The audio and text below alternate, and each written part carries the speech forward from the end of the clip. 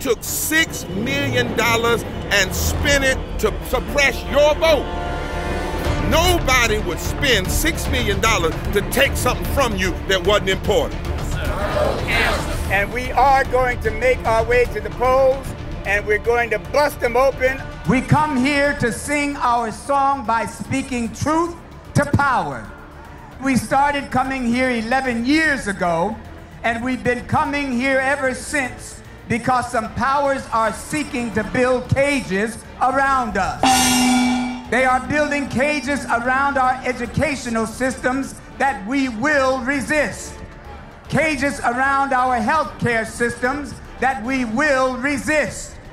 Cages around immigration that we will resist. Cages around women's rights that we will resist. Cages around our LGBTQ rights that we will resist. Cages around labor unions that we will resist. The guy in the White House is a mortal, not a god.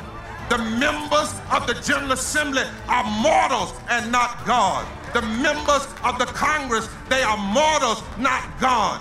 Bowing down is not an option. We will stand up again, we will march again, we will preach again, we will organize again. We are black, we are white, we are Latino, we are Native American, we are Democrat, we are Republican, we are independent, we are people of faith, we are people not of faith, we are natives and immigrants, we are business leaders and workers and unemployed, we are doctors and the uninsured, we are gay, we are straight, we are students, we are parents, we are retirees. We are North Carolina. We are America. And we're here and we ain't going nowhere.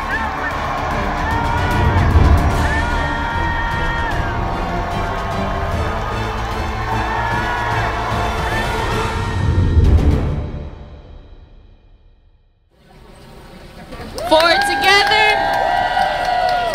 Forward together. All right, at this time we're going to have Jamie, and she is one of our youth speakers. Please give her a hand as she comes.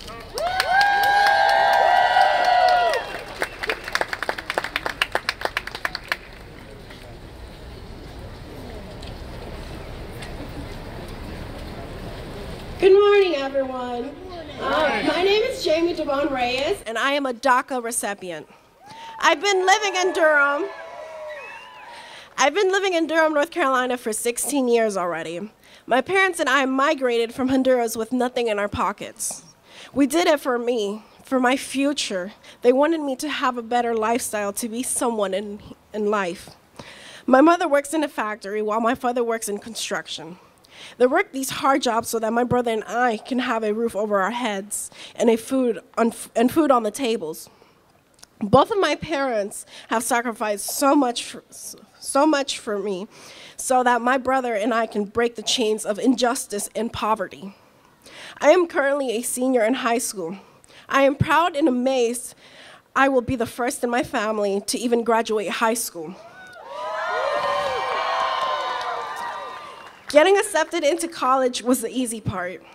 The hard part is coming up with the funds to pay for my education. Even though I lived in the United States all my life, I have to pay for out-of-state tuition. America and North Carolina is all I have known. And it's not just for those who have been living in North Carolina for so long to be forced to pay out-of-state tuition. I am here today to tell you that we are not so much different from each other. We have a dream, but I can't accomplish mine without your help. I need you right now. I need you to stand with me. And I need you to remember that what the Statue of Liberty says. Give me your tired, your poor, your huddled masses yearning to breathe free.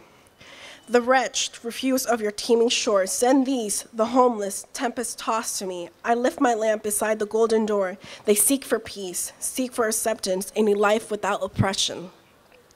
I ask that you stand with me. I promise we will stand with you. United, we are stronger.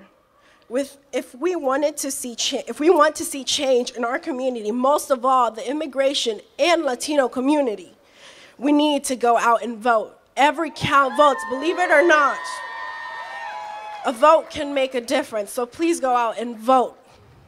Thank you everyone so much for coming out today.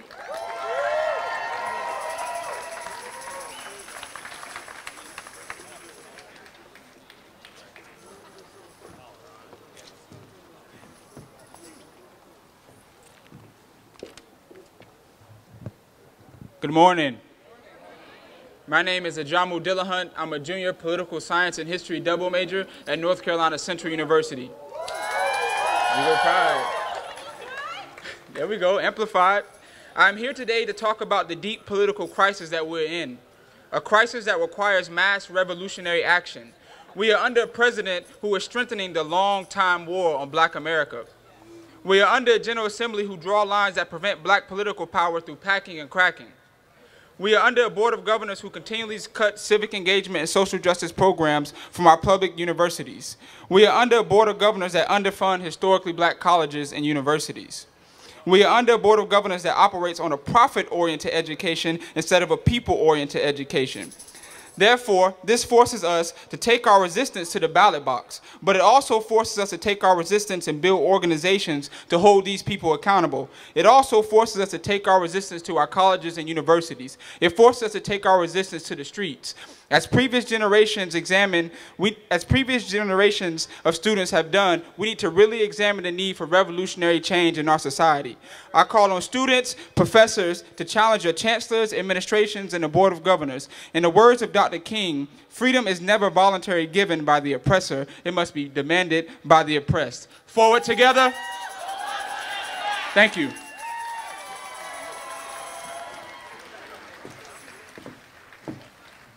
Forward together. Forward together. At this time, we're going to have Wyatt Russell present, following by Zena Erickson, and then Gustav Kappert in that order. Morning, y'all. How y'all doing? My name is Wyatt Russell. I'm the president and founder of American Justice Corps. I'm the vice president of the NAACP chapter on NC State's campus. What is a people that does not strive to care for one another? What is a community without connection? And what is a person without their worldly brothers and sisters? We've lost touch with each other. We live in a society where we forget who our worldly brothers and sisters are, where connection is to our own problems and worries, where the immediate concern is to tend to our own needs, reduced to nothing but mediocrity and selfishness. But pessimism is not the aim, and nor is misguided negativity. Our aim is to be a society where you care for the individual next to you right now and the stranger across the city. If we're to build a society where there is equality and justice for all, there must be consistency and there must be love. Most importantly, there must be a vote for each voice. For these are the gifts to our community that are eternally greater than all others. If we want a world that cares, that works together each and every day so that no one is forgotten, where human decency still exists, and where an assumption of respect for one another is given, then all is not lost. But we wish to remember each other as much as we respect opinions of one another, of those that are different than us. If we wish to continue to change, it will not be through extremism or by making the government a scapegoat. It will be the belief in each other and through resistance at the ballot. Thank you.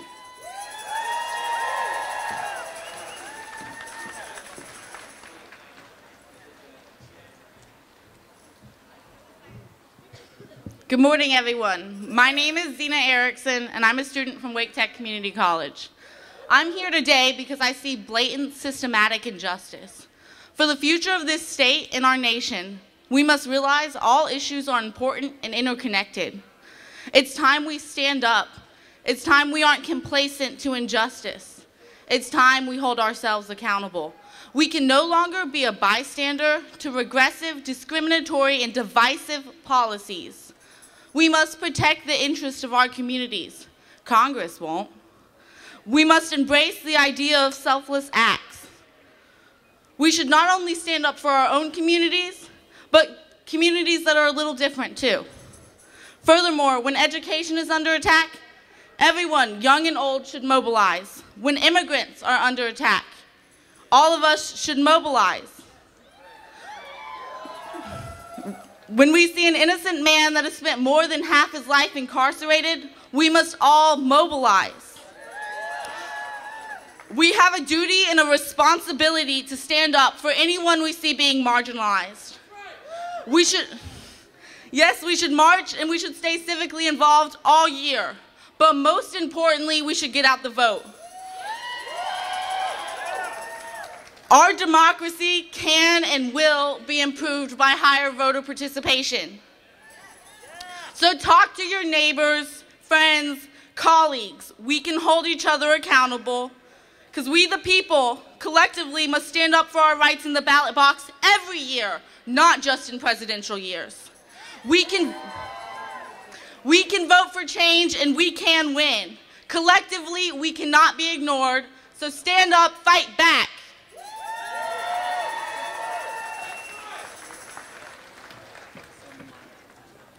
Good morning.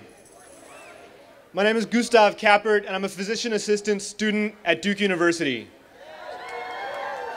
I'm honored to be here with future nurses, doctors, physician assistants, and physical therapists who represent universities all over the state. I was asked to tell a story that spoke to the deep economic anxieties facing patients. I really wish I could say it was hard to find one, but on an almost daily basis, I see patients who worry about the cost of essential care. A few days ago, I saw a young patient with advanced glaucoma that had not responded to several treatments. His best option was a surgery to remove his blinded right eye, which tortured him with constant stabbing pain. Confronted with an unimaginably heavy decision, his first question was, how much work will I have to miss? And then, how much will it cost? When I've asked my teachers and preceptors how I can care for poor and uninsured patients after I graduate, some have told me that I need to cultivate an optimal payer mix. Take a certain number of wealthy patients to prop up your bottom line, they say, so that you can provide the occasional discounted or free service to someone without insurance. This is the American solution: subsidized care to patients lucky enough to catch us on a good day. We can do so much better. Word. These are circumstances that require parents of families on Medicaid to call clinic after clinic to ask whether their insurance will be accepted. We can do so much better. Most of us don't have to look far beyond our own families to find some insanity in the for-profit American healthcare system. In so many of these scenarios, Medicare for all is the answer. All human beings deserve the opportunity to thrive. The welfare of my patients is my problem. The welfare of my neighbor is my problem. Forward together toward the best of our options, Medicare for all, not one step back. Thank you.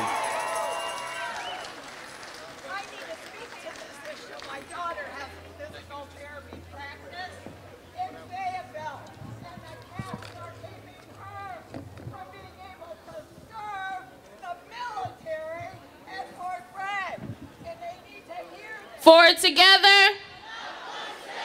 Forward together. At this time, we're going to have a spoken word by Monica Atkinson. Please give her a hand as she comes.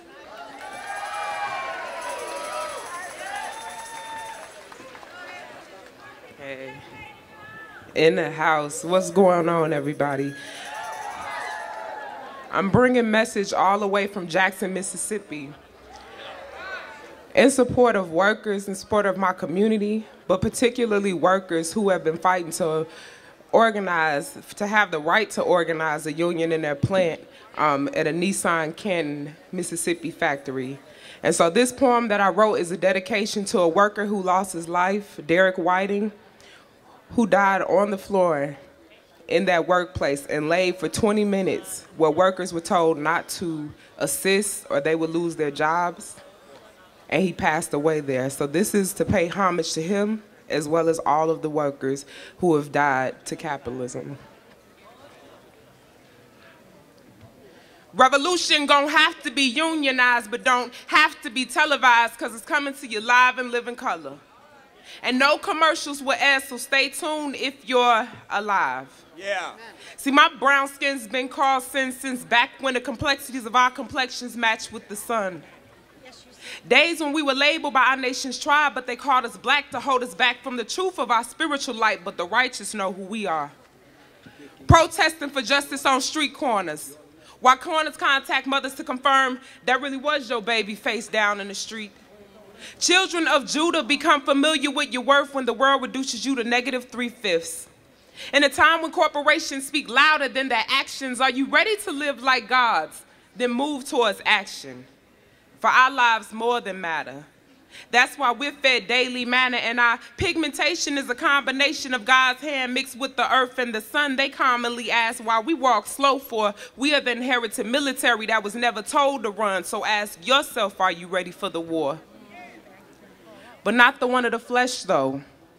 I'm talking the one against principalities that came with a dark and motivated wickedness, when spiritual warfare breaks over our heads like bills and clouds, black bodies stacked in the streets like hills and mounds. If we must die, let it not be like hogs or hounds.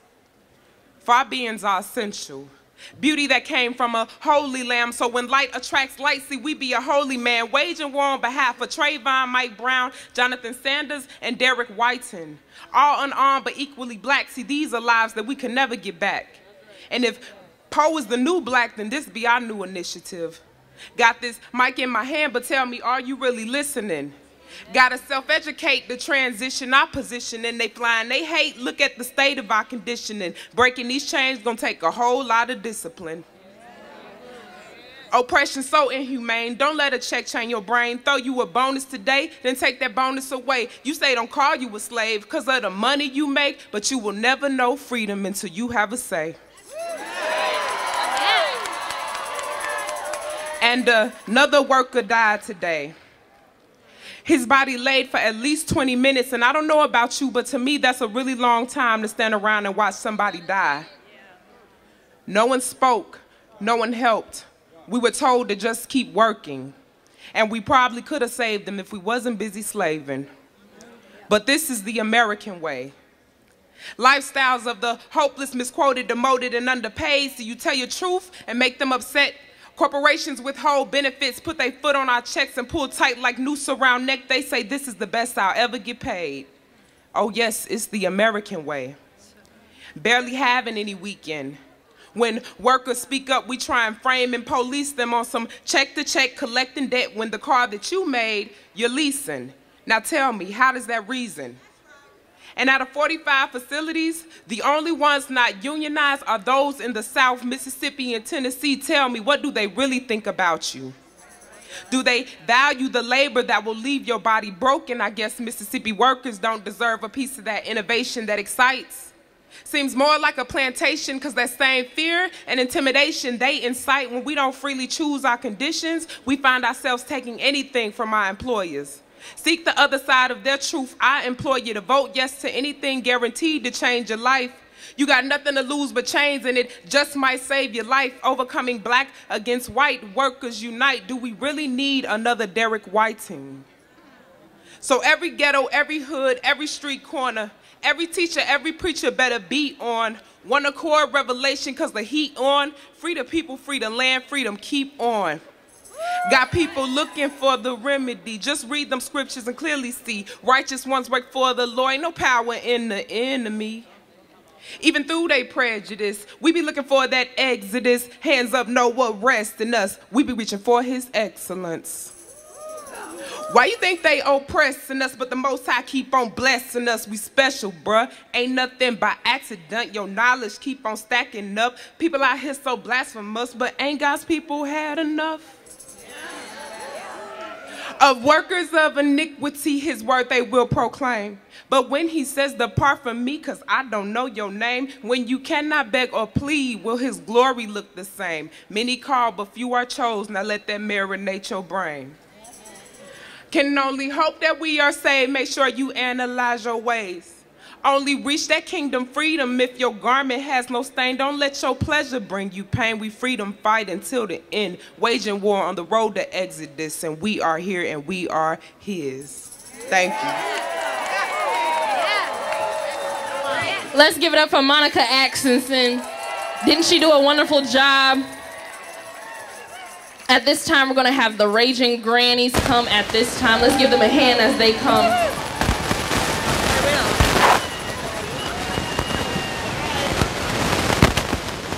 Good morning, North Carolina.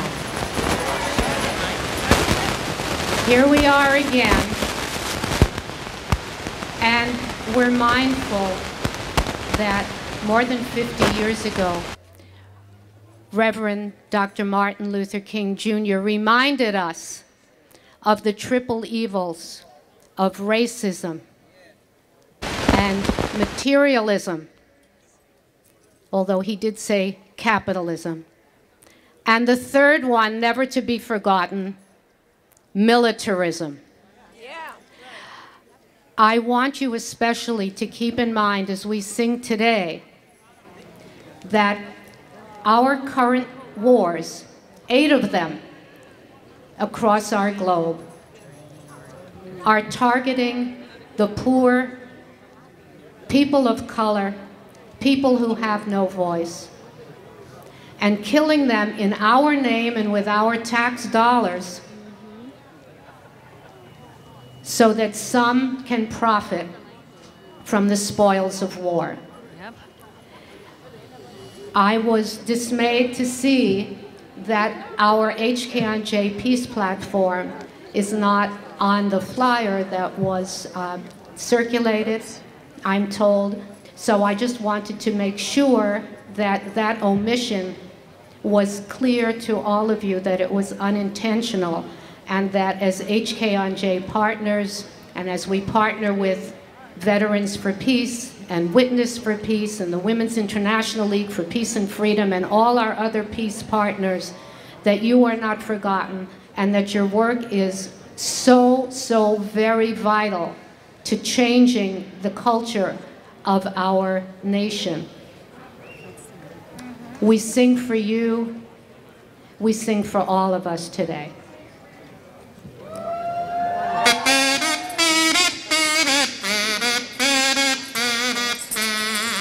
We're here again, HKonJ, many thousand strong, and we stand in solidarity and raise an urgent song.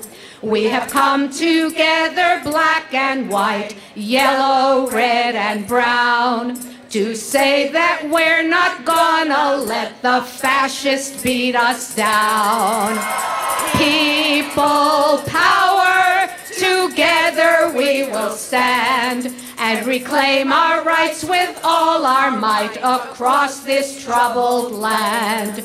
Oh, we fought and died for voting rights, a right we cannot lose. And we stand with women taking down all those who would abuse. We want funding right for our public schools, affordable health care, and the right to join a union and to living wages fair. The right to love whoe'er we choose, the right to have a home, and the right to safe streets free from guns wherever we might roam. And the right of folks from other lands to get full welcome here. And the right of dreamers to fulfill the dreams that they hold dear. People power, together we will stand and reclaim our rights with all our might across this troubled land. And we demand an end to wars and torture in our name.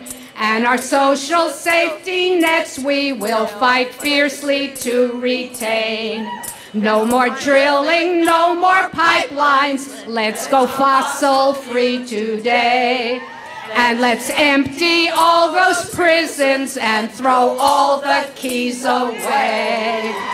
People power, stand and reclaim our rights with all our might across this troubled land. We won't shut up, we will persist till they see how wrong they've been. And we'll fight them in the courts and in the streets until we win. People power, together we'll stand tall as our moral march moves forward, all for one and one for all. Everybody, people power, together we'll stand tall as our moral march moves forward, all for one and one for all. Once more, people power, together we'll stand tall as our moral march moves forward, all for one and one for all. Forward together! Not one step back.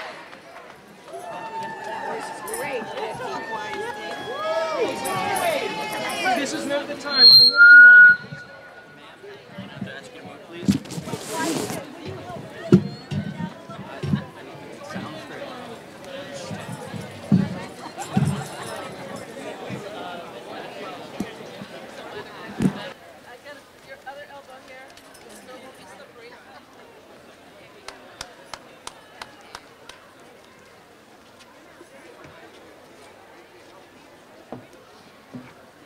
Let's give it up for the Raging Grannies. Forward together. Forward together. At this time, we're going to have a spoken word by Mr. Noel McAdoo. Let's give him a hand as he comes.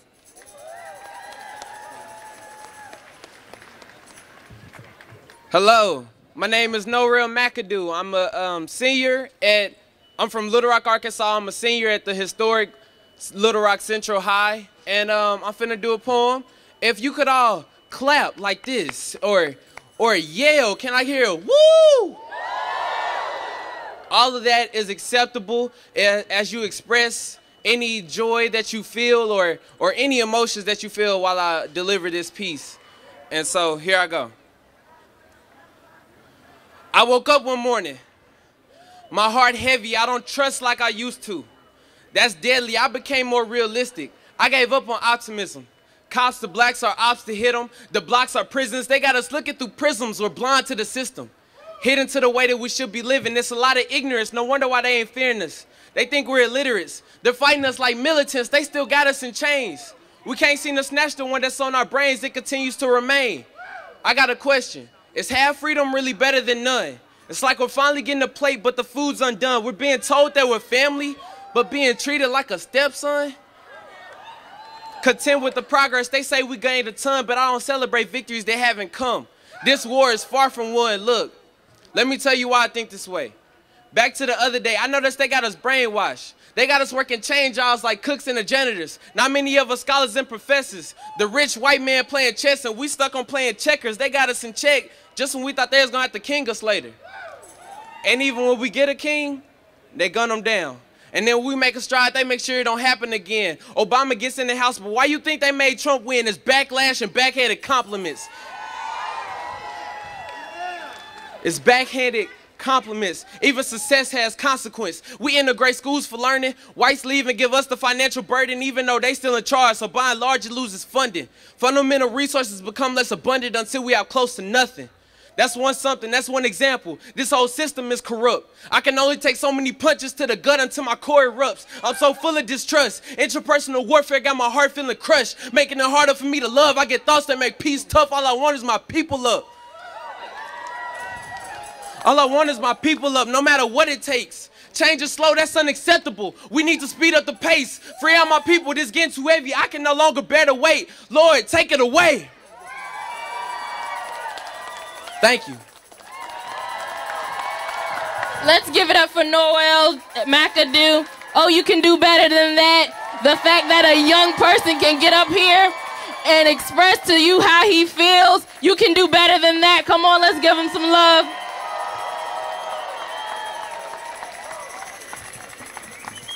My name is Jessica Franks, and I chair as the Juvenile Justice Chairperson for the North Carolina Youth and College Division. Hello, good morning. My name is Stephanie Butts, and I am the president of the North Carolina NAACP Youth and College Division.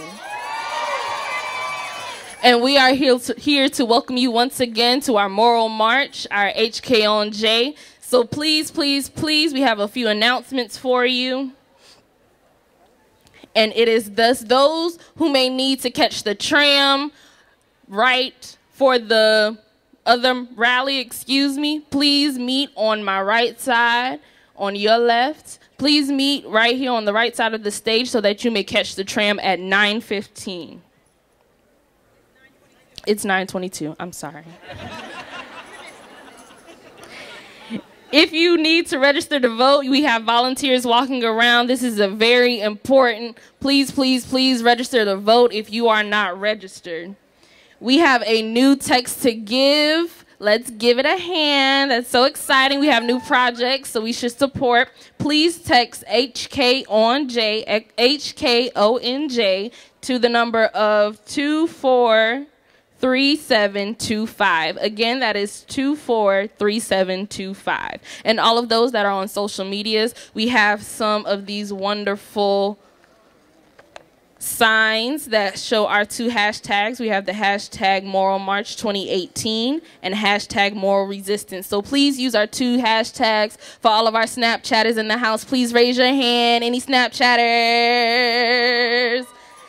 All right, for our Snapchatters, please, please, please use our filter, the North Carolina NAACP Moral March on Raleigh. Please, please, please use our filter, as well as follow us on Snapchat at NCNAACP. Again, that is NCNAACP. Forward together. Forward together. Now, will you please welcome to the stage Joyce Johnson and Reverend Nelson Johnson.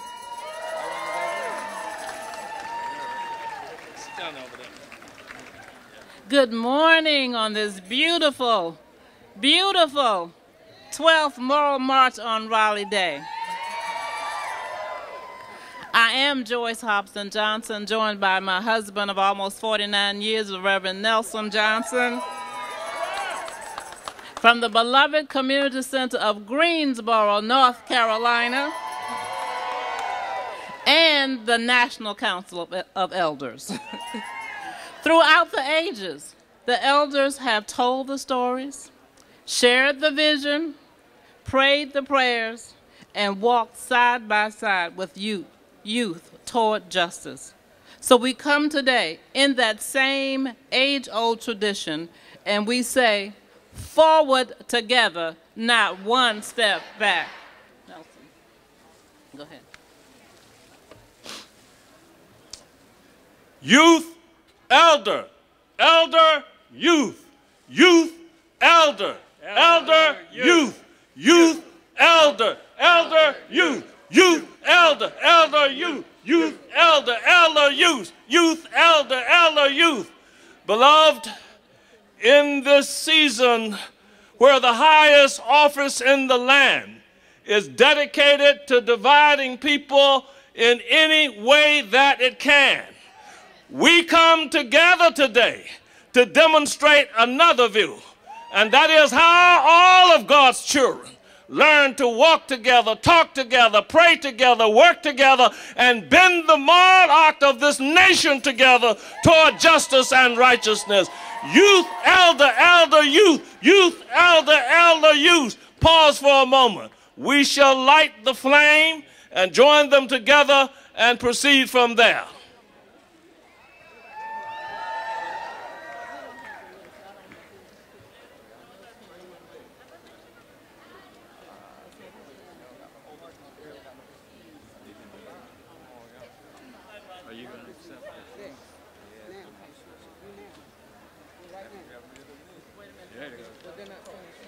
All right, all right.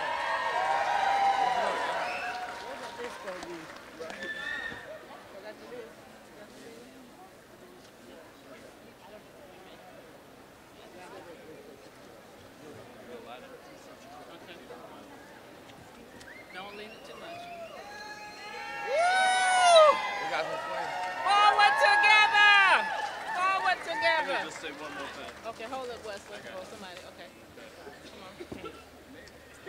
the God of justice, the God of might, the God of love, and the God of light.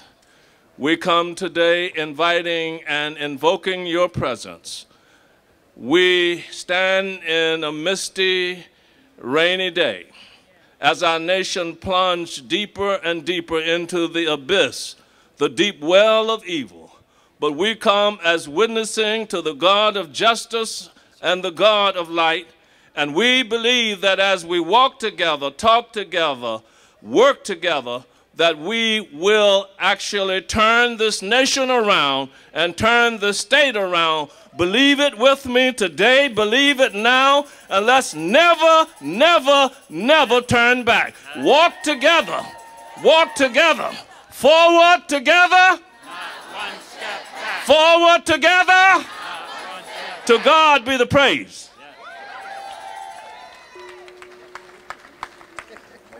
Good morning. My name is Reverend Marcus Fairley. I'm the Young Adult Chair for the State Conference, and I'm also the Religious Affairs Chair for Salisbury, Row, and Branch.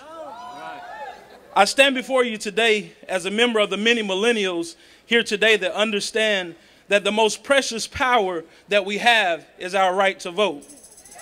We're here today on the shoulders of our ancestors who fought, sacrificed, and gave their life for the hope of our freedom. So today, we don't just gather for empty words and applause.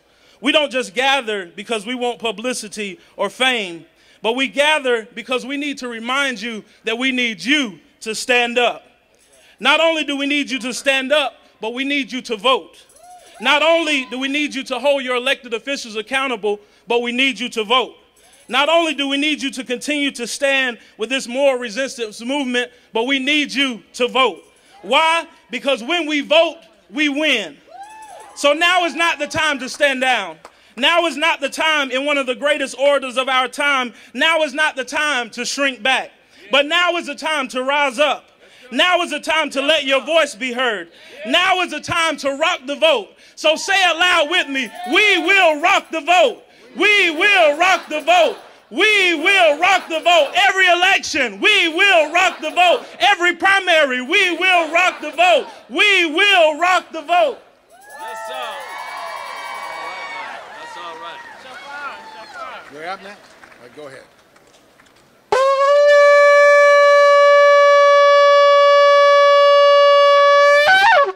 And the walls came tumbling down. I'm Rabbi Fred Gutman from Greensboro, North Carolina. Today is the Jewish Sabbath, and on the Sabbath we greet each other with the words Shabbat Shalom, which means a Sabbath of peace. Shabbat Shalom, y'all. Later in his life, there you go, Jeffrey, thank you. Later in his life, as part of being a witness to the terrible things in the Holocaust survivor and Nobel laureate Elie Wiesel said the following. He said, the opposite of love is not hate. The opposite of love is indifference. So my dear friends, today I'm telling you that we will not be indifferent. As much of the progress toward civil rights made during the past 50 years is undone by a political system that seems on intent on rewarding those who are filled with bias, bigotry, and racism. And by the way, no, sir, there are not good people on both sides. There are not good people. We will not be bamboozled or indifferent to the fake science of trickle-down economics, which hurts the poor and enriches the already wealthy. We will not be indifferent. We will not be indifferent as we continue, very important, to push for a fix to the Voting Rights Act. We will not be indifferent as the gap between the haves and the have-nots increases. We will not be indifferent as to the prejudice against people who are of a different religion, a different sexual orientation, or different nationality increases. No, sir, we will not be indifferent as people in this country who came here searching to fulfill their dreams, but who were undocumented or persecuted, separated from their families and sent back to the countries of their origin. We will not be indifferent as African-American young people continue to be shot with impunity by law enforcement. We will not be indifferent as race. Schools are resegregated, not necessarily this time according to race, but according to economic class. We will not be indifferent as this country, a country of wealth and privilege. In this country, poverty continues to grow and that hunger continues to increase. We will not be indifferent and will act on Dr. King's warning that racism, militarism, and materialism are the deadly triplets affecting American society, and that we in this country need a revolution of values motivated by the fierce urgency of now. Friends, we will not be indifferent. We cannot become indifferent. We must become people who resist with all of our beings the forces of hate. We must act as we continue to pray and work for a world built on compassion, justice, understanding, and peace. So somebody say, today we will not be indifferent. Today we will not be indifferent. Somebody say, today we're going to march. Today we're going to march. Today we're going to resist. Today we're going to resist. And today we are going to act. Today we're going to act. Forward together.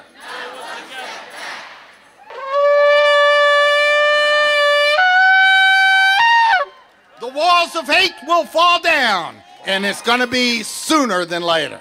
Shabbat Shalom. Good morning.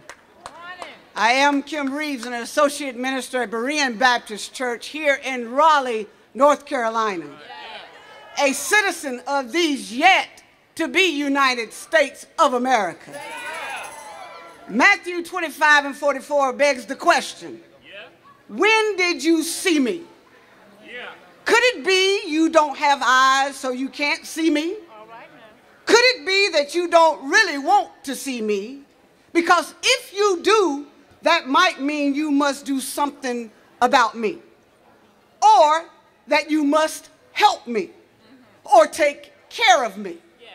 We, as clergy, have been called by God to visit the poor or sick, to aid the poor, fight for the disenfranchised and the marginalized. When did you see me? Church leader, synagogue leader, mosque leader? Well, maybe you can't see me because you're blinded by your own ego, your own sexism, your own racism, your own classism.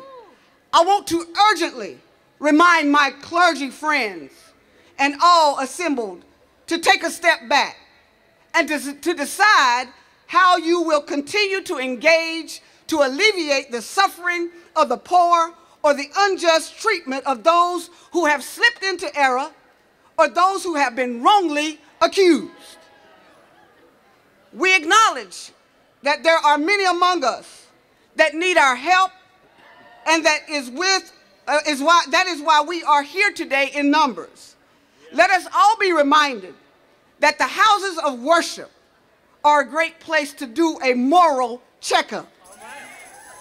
We can't be afraid to join in one spirit of worship, one God to all people. This is why we can't stand down now.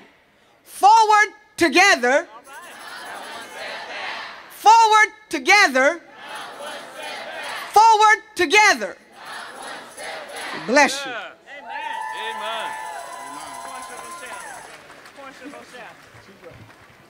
How y'all doing? My name is Hassan Bird. I'm a poet from North Carolina A&T State University. Can I get an Aggie pride? I love that. Anyway, I got a poem for y'all. I'm gonna get into it. I've been hearing a lot of people come up on this stage and talk about freedom, right? But we all know that we not free, right? Right, that we haven't been free.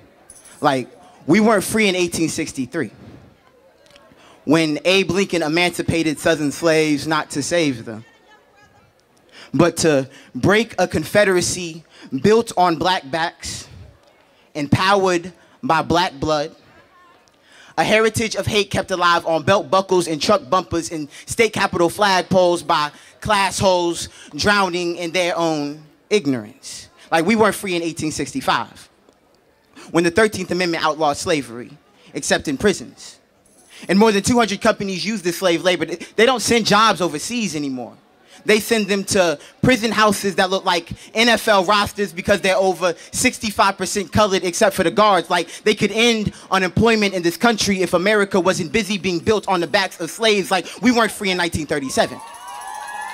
When the government decided to criminalize cannabis because it pays better to medicate the problem, like they create laws to create another problem. Like they just keep designing ways to take money from the bottom. Like, they keep infecting our seeds because they don't want us to blossom. Like, we weren't free in kindergarten when they taught us one nation, under God, indivisible, with liberty and justice for all.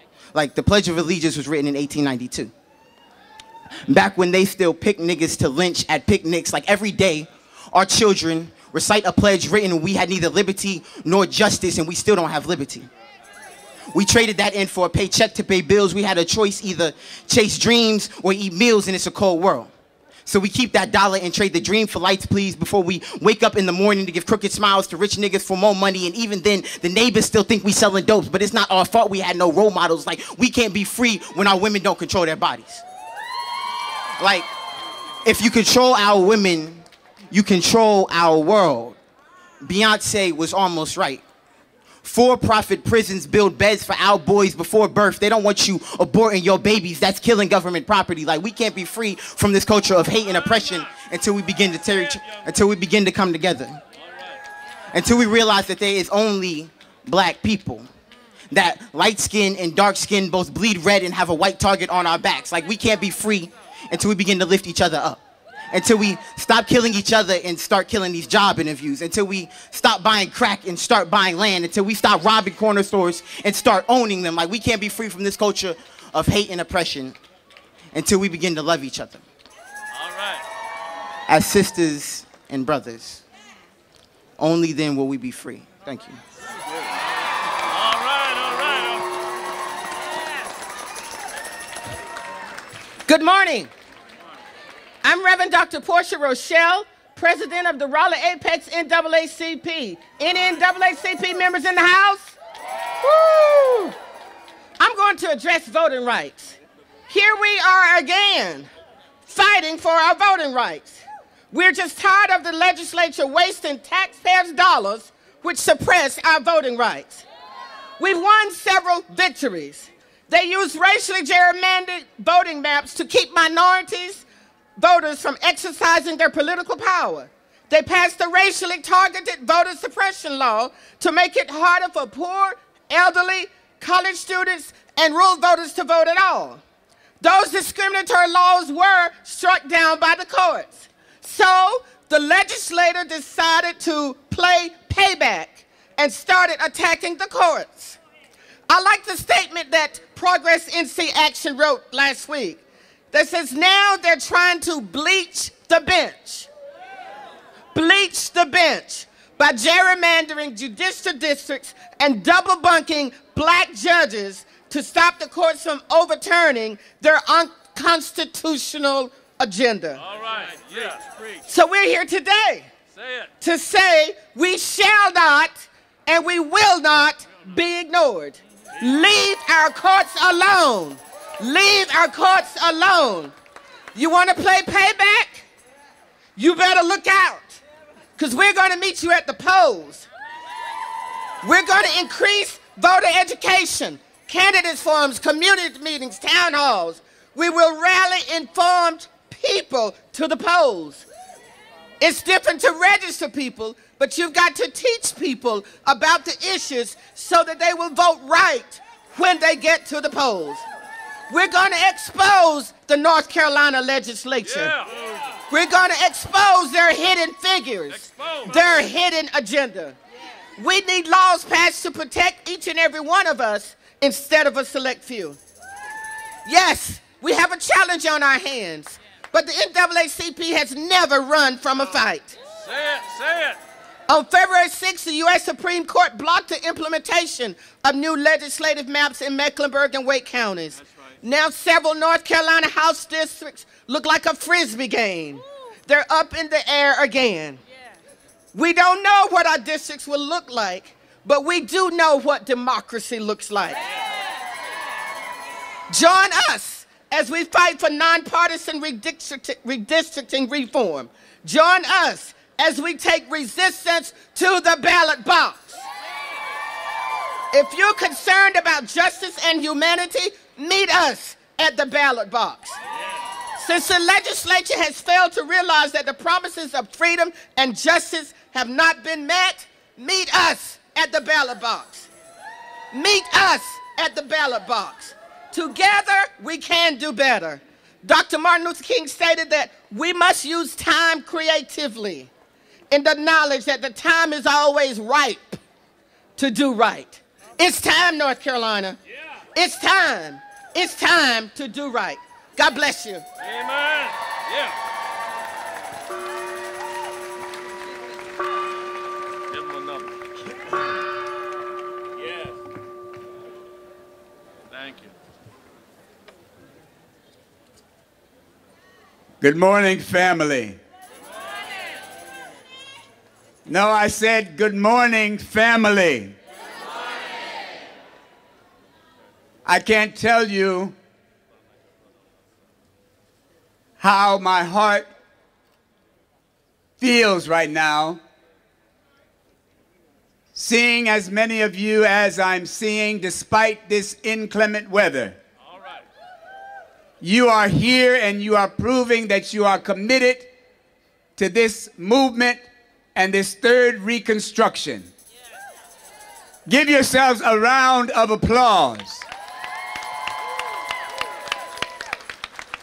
I hope that you have noticed, and it was intentional, that the presence at this first stage was filled with youthful people.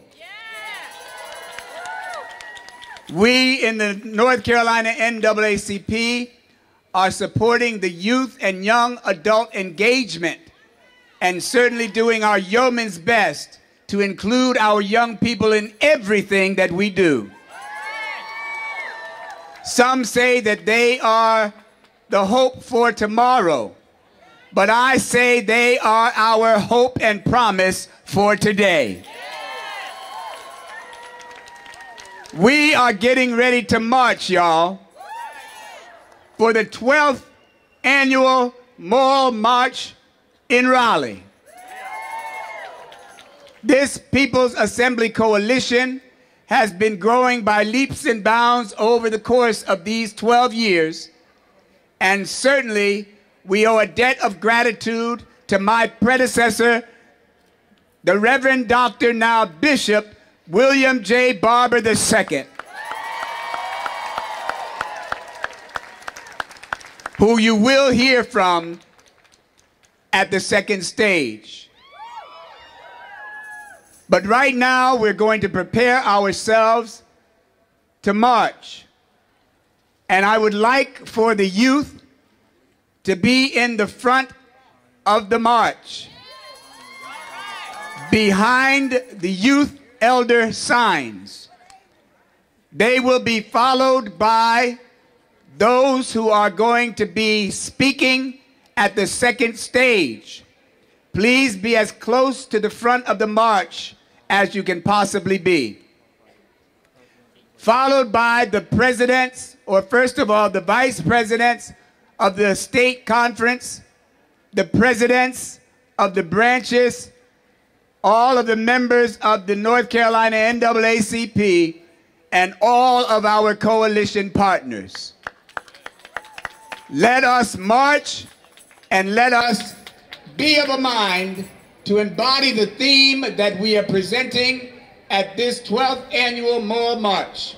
That is, taking the resistance to the ballot box. Taking the resistance to the ballot box. Taking the resistance to the ballot box. Forward together. Not one step back. Forward together. Not one step back. Forward together. Not one step back. Tyler Swanson will come now. All right. Are y'all ready? Are you fired up? Are you fired up and ready to vote? You've heard the call. We've got our marching orders. Let's march. Let's go. Move it. Hey, you got your A, you got your A. Give me another A. Hey, you got your A, you got your A. Give me a C. C, you got your C, you got your C. Give me a P. P, you got your P. NAACP. You gotta fight if you wanna be free. You gotta give it all you got. You gotta show what it's all about. Give me up. Yeah, you got your A, you got your A. Hey, you got your A, you got your A. Hey, you got your A, you got your A.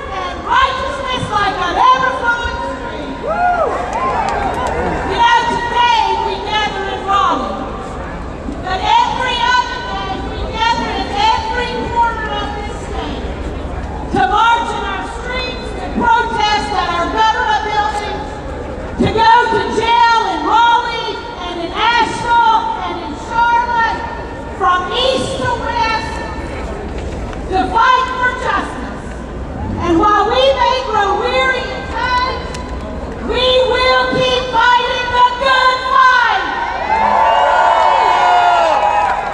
So why do we mourn, America? We must, because justice needs to be served to all people in our right, North Carolina. I'm not convinced that I'm right, North Carolina. Let them hear you all the way to the back. The people united will never be defeated. The people united will never be defeated. The people united will never be defeated. We fight like hell to protect our voting rights. We fight to stand in solidarity for the fight for 15. We fight for environmental justice, for economic justice, for criminal justice, and for women's rights. We fight for the right to unionize. We fight for high-quality education for every single child in North Carolina. We fight for the common good for every justice issue that works for the common good of the people of this state and of this nation. 12 years we have gathered here in Raleigh. People of all political parties, people of all races and religions, male and female, gay and straight and bi, sisters and brothers united for the cause of a just and fair and compassionate society. And we are here again, and we are not going away. We are HKonJ, and we are here to make noise and to create change. Let us hear it from you.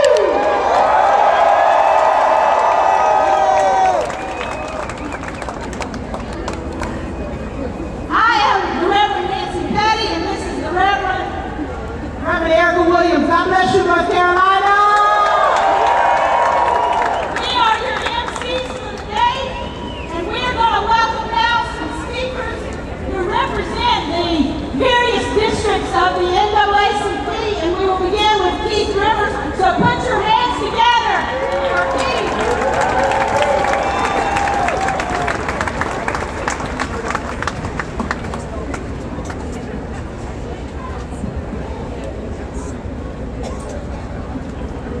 When justice is done, it brings joy to the righteous, but terror to the evildoers.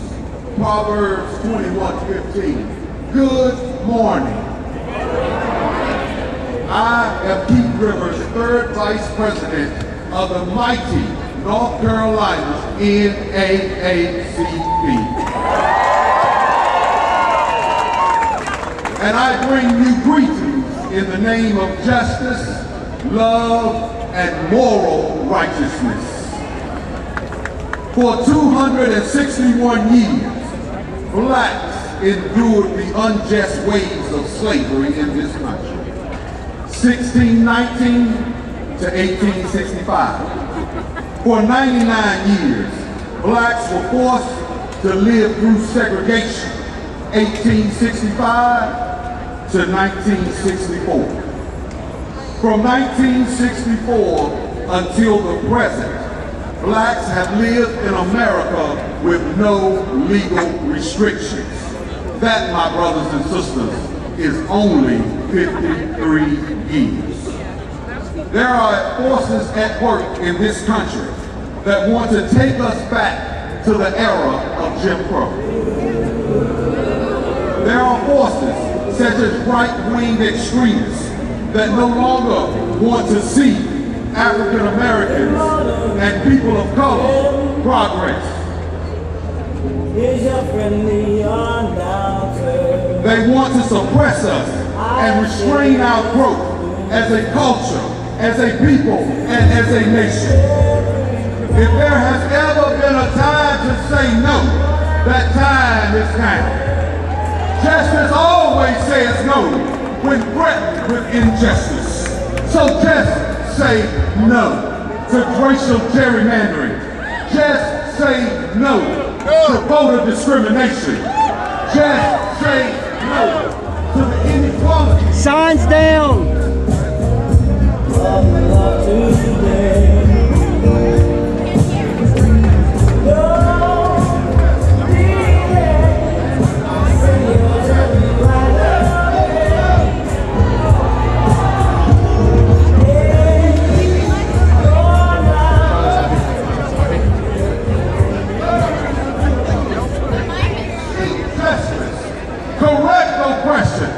Defend the fatherless and plead the widow's cause.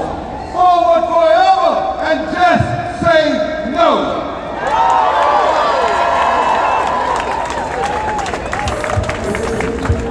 Good morning, North Carolina. Sign down. Forward together.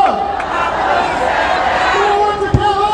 Now one step back. My name is Kevin Miles. I am the Southeastern Regional Director from the NAACP. Over all of the southern states. I want to tell you, family, that it is an honor and a privilege to stand here amongst the people who are out here fighting to do things and bring moral principles back to our politics.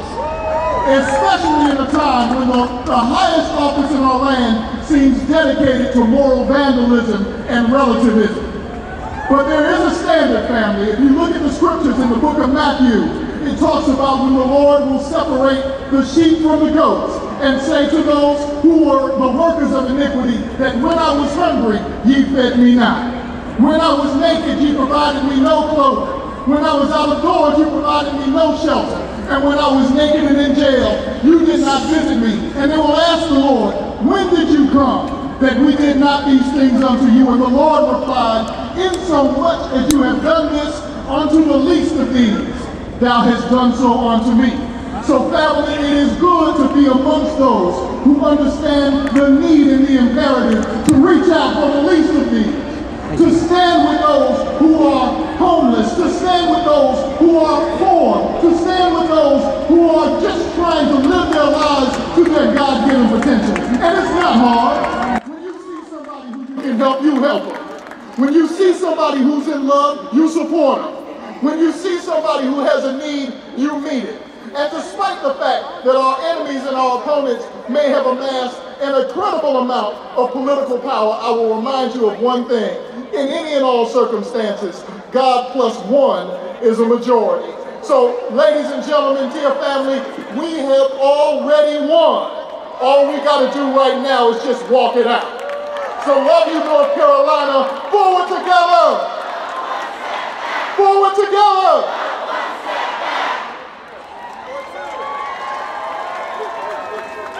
Good morning. I am Cassandra Belcher-Tripp. I am the District 14 Director. I am a native of New York, but I live in Eastern North Carolina. As a mother, daughter, grandmother, sister, aunt, cousin, and friend, it is my sound duty for everyone to take the resistance back to the ballot box. We will resist the laws that are not good for all people. We will make sure that each of us cast our ballots with a moral, conscious decision to do what is right. We must all know who is supporting what bills and which laws. I vow to help educate our communities. Today, I stand with pride. For as long as I can remember, my family has been in the struggle of civil rights. Our desire is to just have an equal opportunity in the laws and an equal opportunity in this great land. When we send our lawmakers to make laws, whether it be in Raleigh or Washington, D.C., we are sending them there to represent us, not the ones with the big dollars, but us with the cents, S-E-N-S-E. There is unity and strength in numbers. My goal is to strengthen my district and to educate those who don't know. Who's putting voting laws into bills into place that will not move this great nation forward? If Rosanelle Eaton, a 96-year-old woman from Franklin County,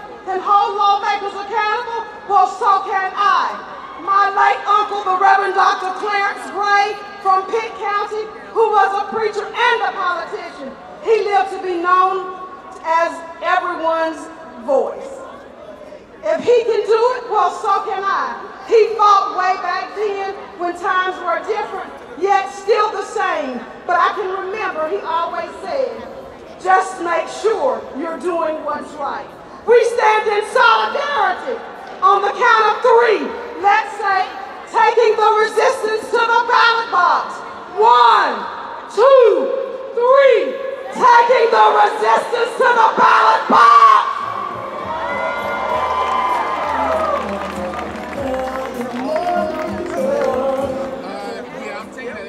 Good morning, North Carolina. I bring you greetings from the mountaintops of western North Carolina. My name is Melinda Lawrence. I'm the president of the Henderson County branch, NAACP Unit 5477. District 1 Director. Are you fired up and ready to go? Are you ready to take the resistance to the ballot box? We are here today to expound on issues of women's rights, Me Too, education, workers' rights, immigration reform, Medicaid expansion, voting rights, LGBT rights, harmful environment laws, and social injustice.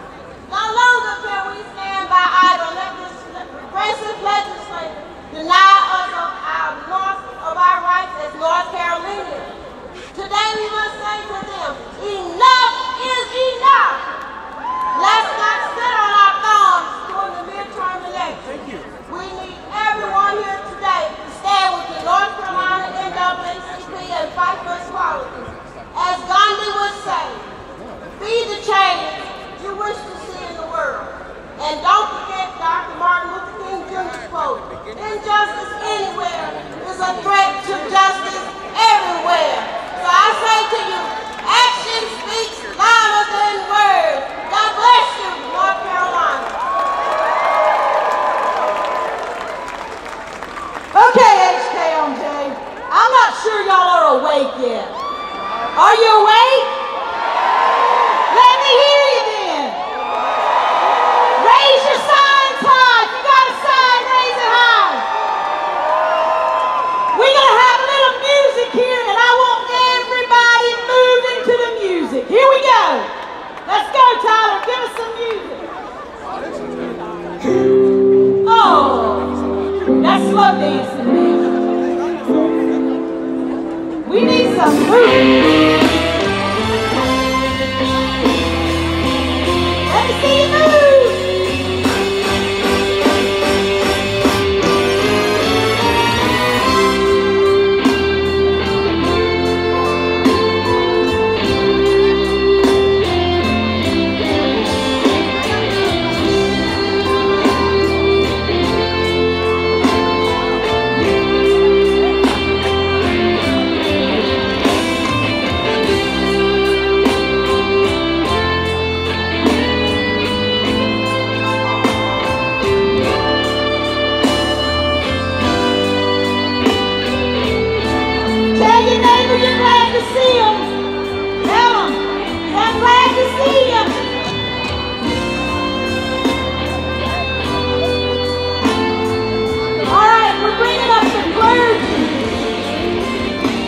We couldn't do this fight without the clergy, so give it up for our clergy who will be speaking to it for us today.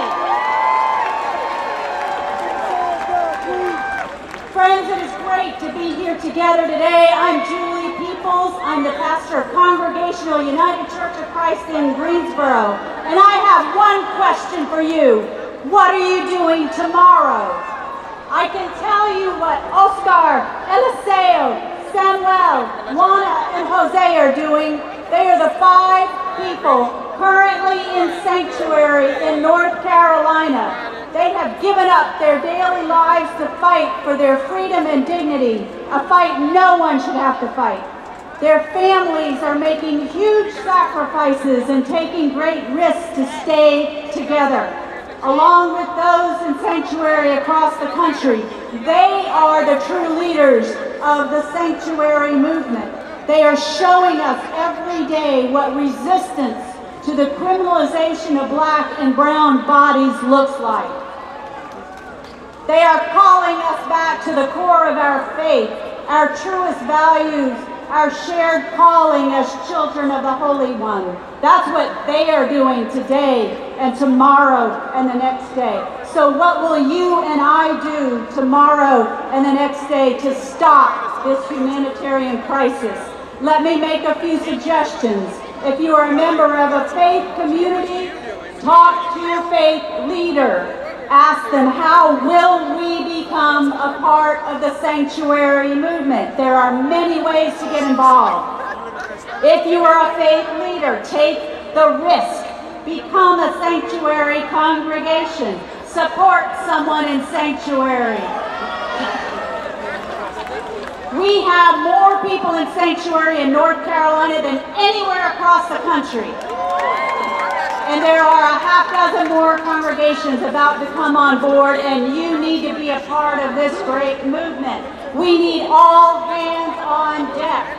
Another thing you can do, call your representatives and demand a Clean Dream Act. Tell them to stop tearing families apart.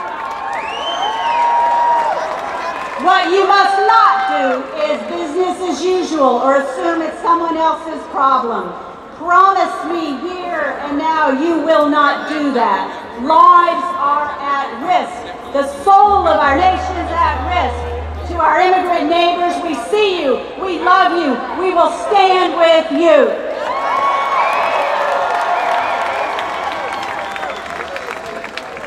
Good morning. I'm Rabbi Lucy Dinner from Temple Bethor in Raleigh and the Vice Chair of the Religious Action Center for Reform Judaism. Today is the Jewish Sabbath, the day we turn from our work to rejuvenation of our soul. The day we turn from earning a living to living by purposeful being. And that purpose emanates right here in this place. It emanates from the text that is read in Jewish congregations for this Sabbath. The text that tells us that the way we treat the least of us, and even the way that we treat those whom we like the least, measures our society. In Exodus it says, you shall not wrong the stranger. If the stranger deserves freedom, then we all deserve freedom. In Exodus it tells them, if your enemy's ox has fallen, you have to pick it up. If you have to take care of your enemy, then you have to take care of everyone in this country. If we owe it to the stranger, if we owe it to our enemy, surely we owe it to our neighbors, to our fellow citizens, and to our country as we build and demand that our country is just and free for all. Amen. Hold up! Hold up! I am Sakina Hamlin, Director of the Faith and Credit Roundtable of the Center for Responsible Lending, and I am fired up and ready to go because we are building a better world for our children. We're building a world where higher education is not a debt on their back. We're building a world where HBCUs are valued for $2 billion. That's right.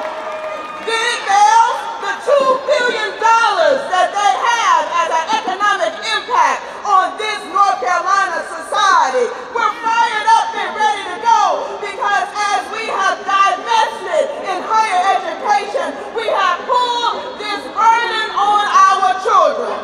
And now we see that we have Representative Virginia Fox, who has introduced a higher education bill whose lenses are all wrong. Somebody say all wrong. The lenses of that higher education bill says that all for-profit colleges will get a pass and our HBCUs will get less funding. The lenses of that higher education so-called Prosper Act is all wrong because it says that all student loan forgiveness programs will go away. Now, I don't know about you, but I got a problem with a billionaire being in the White House and he can go to court and get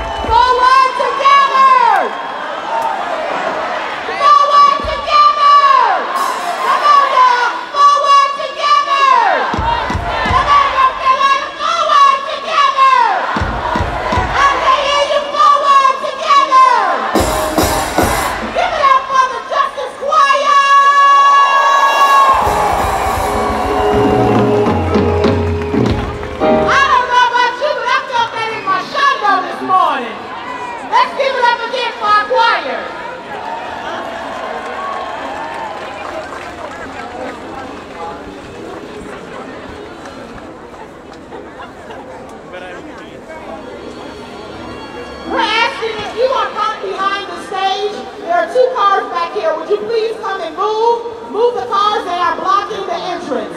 So please, if you're parked behind, move your car for us or you will be towed.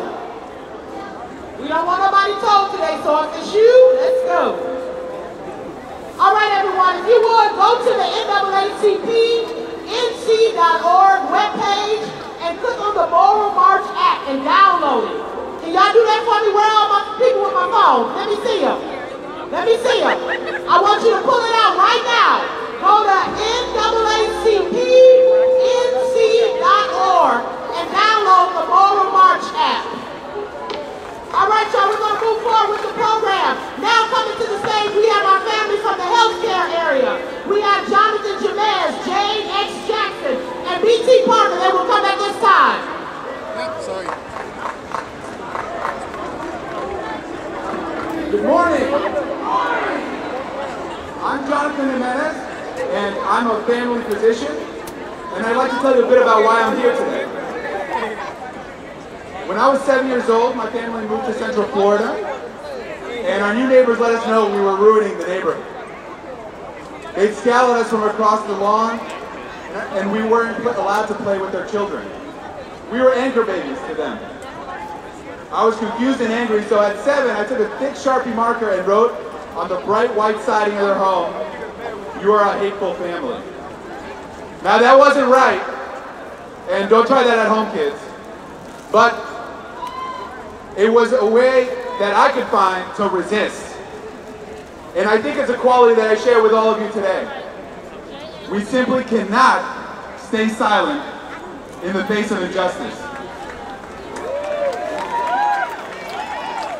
When politicians tried to repeal the ACA, we organized, we stood up, and we sat in the North Carolina Legislative Building and on Capitol Hill.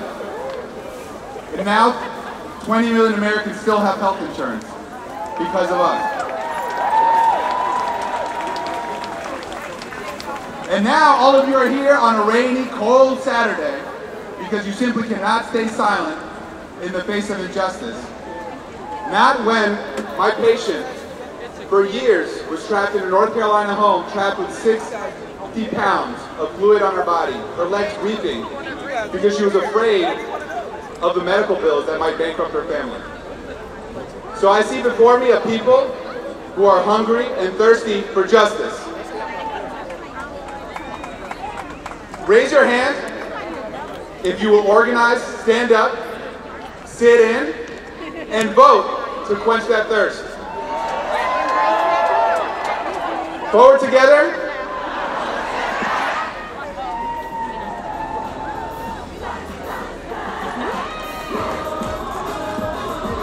Good morning.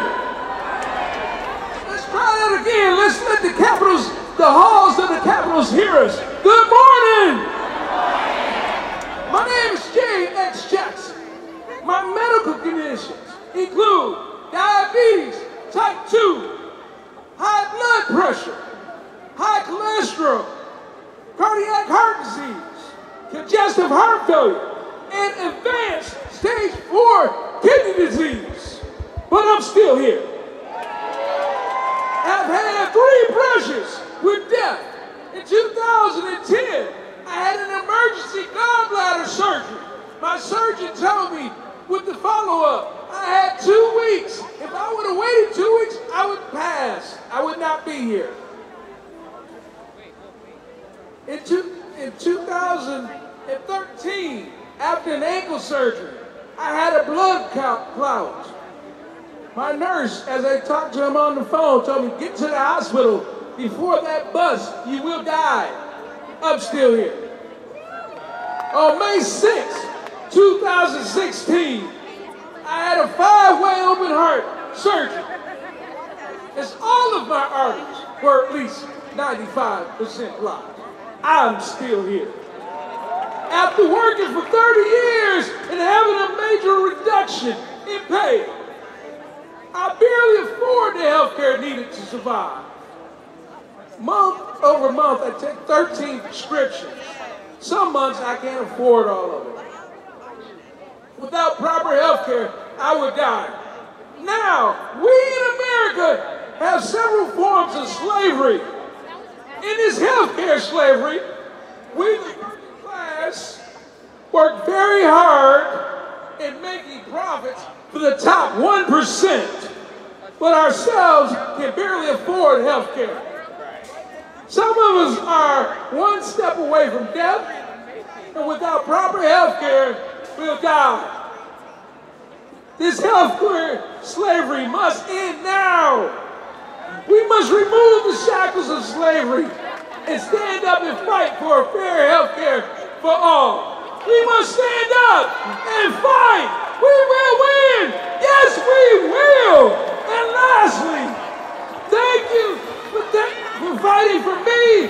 Thank you for fighting for you. And thank you for fighting for a moral America.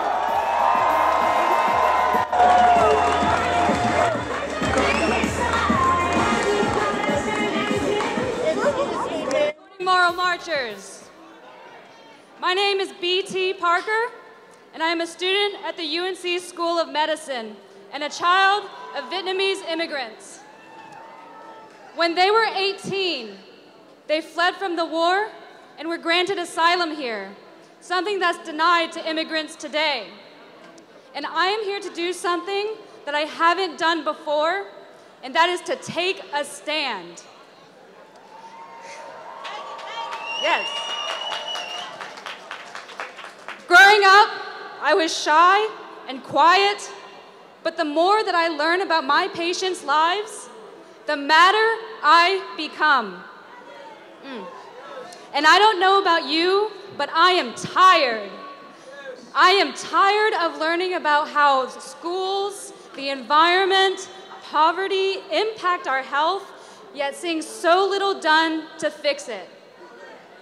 I am tired of society turning its back on those with mental illness. I am tired of the constant attacks on women's reproductive health rights. What we need to do is expand Medicaid in North Carolina and increase the minimum wage.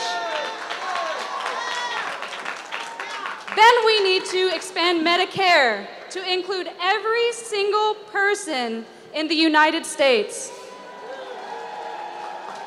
What we need to do is find a way to welcome the dreamers and the immigrants, because otherwise I wouldn't be here today. I stand here as a future healthcare professional, and let me tell you, I am only getting started with fighting these injustices. And I may be tired, but I am fired up and ready to raise my voice. I know it's not going to be easy. I know it's not going to happen tomorrow. But I hope that you will join me in taking a stand. Join this movement, and let's work together to create a better world for all. Forward together, not one step back. Thank you.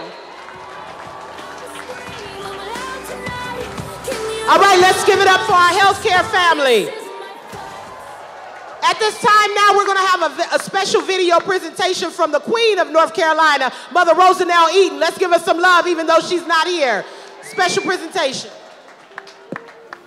Oh, good afternoon, everyone.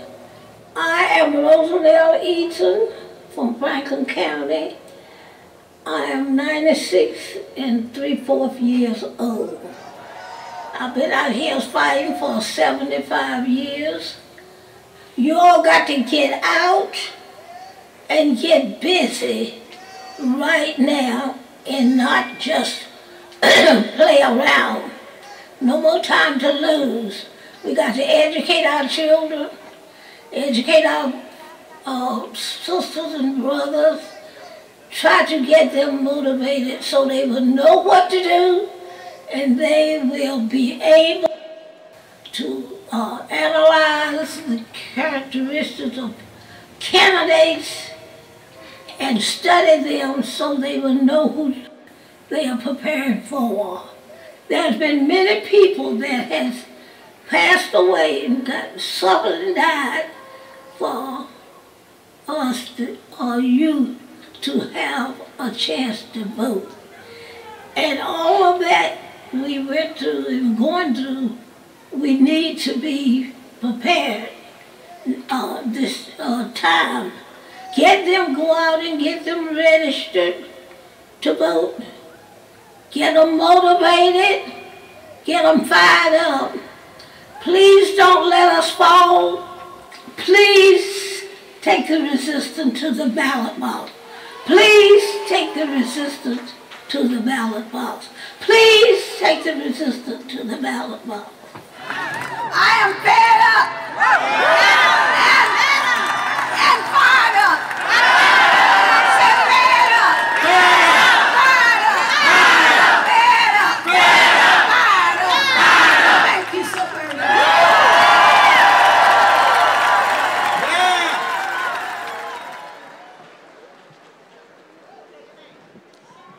Good morning.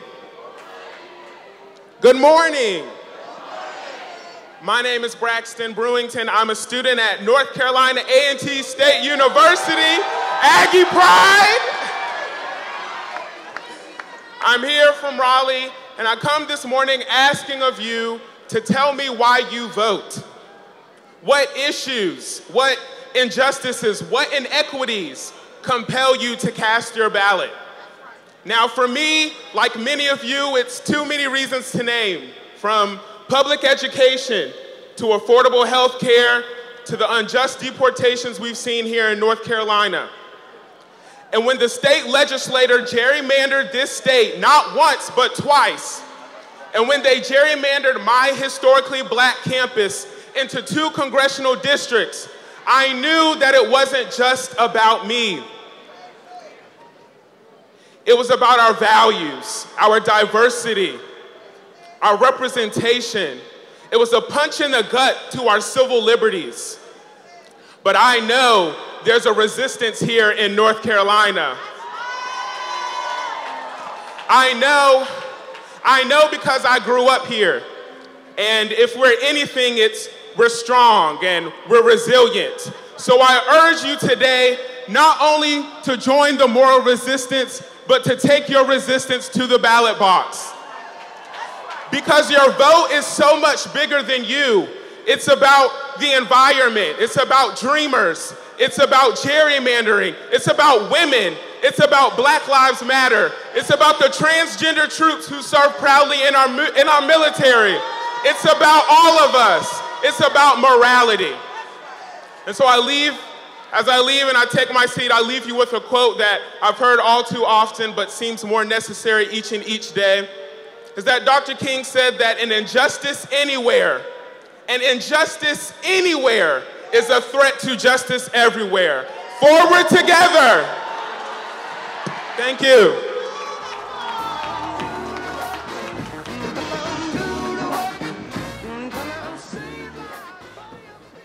Good morning. My name is Tomas Lopez, and I am with Democracy North Carolina. And I am joined today by our statewide organization's family of advocates, our coalition partners, our regional organizers, and our staff, all committed to defending the right to vote, ending gerrymandering, and reducing the corrupting role of money in politics. Now, today is my first HKonJ. But I know that many of you are here because you care about building a state to be proud of, for ourselves and for our families, for all the reasons that you are here today. And so my message is simple. We will only achieve these things if we choose to be a part of our democracy and defend it. And that begins with voting, but does not end there. Now, I'm new here, but I know that North Carolinians know how to make their voices heard. And that's a big reason why the monster voting law is no longer on the books, why our gerrymandered districts are being dismantled. And today we're continuing those fights, in particular against proposals to change the way judges are chosen and restrict our access to choose them. Our lawmakers need to hear from you.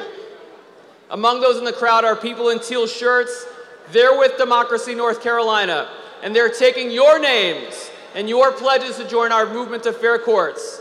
And you can visit us at demnc.co/fair courts, a website that you can visit on your phone right now to learn more.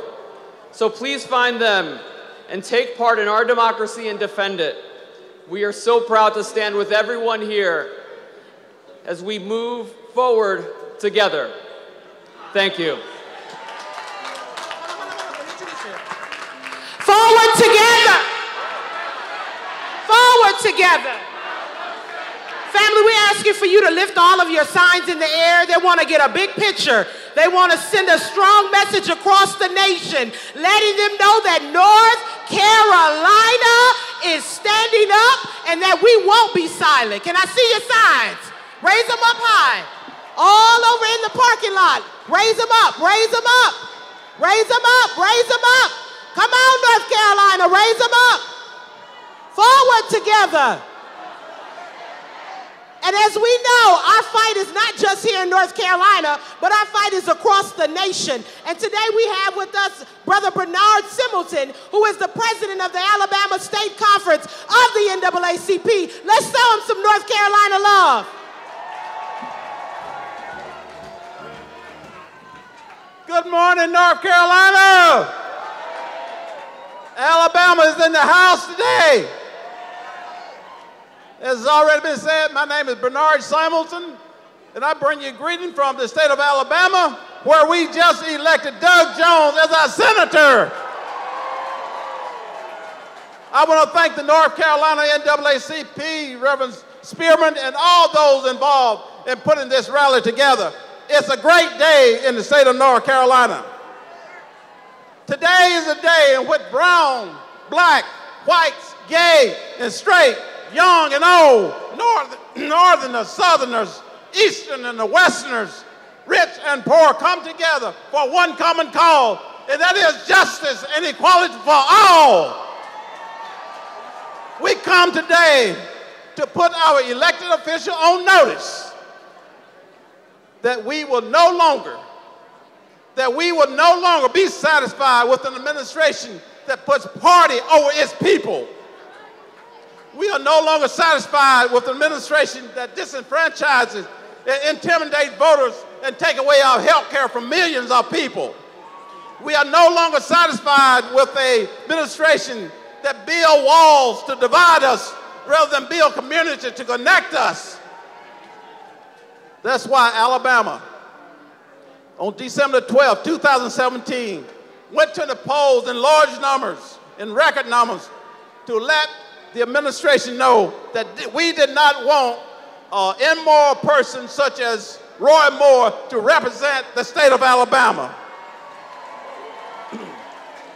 So this year, 2018, we have an opportunity. We have an opportunity to duplicate what we did in the state of Alabama.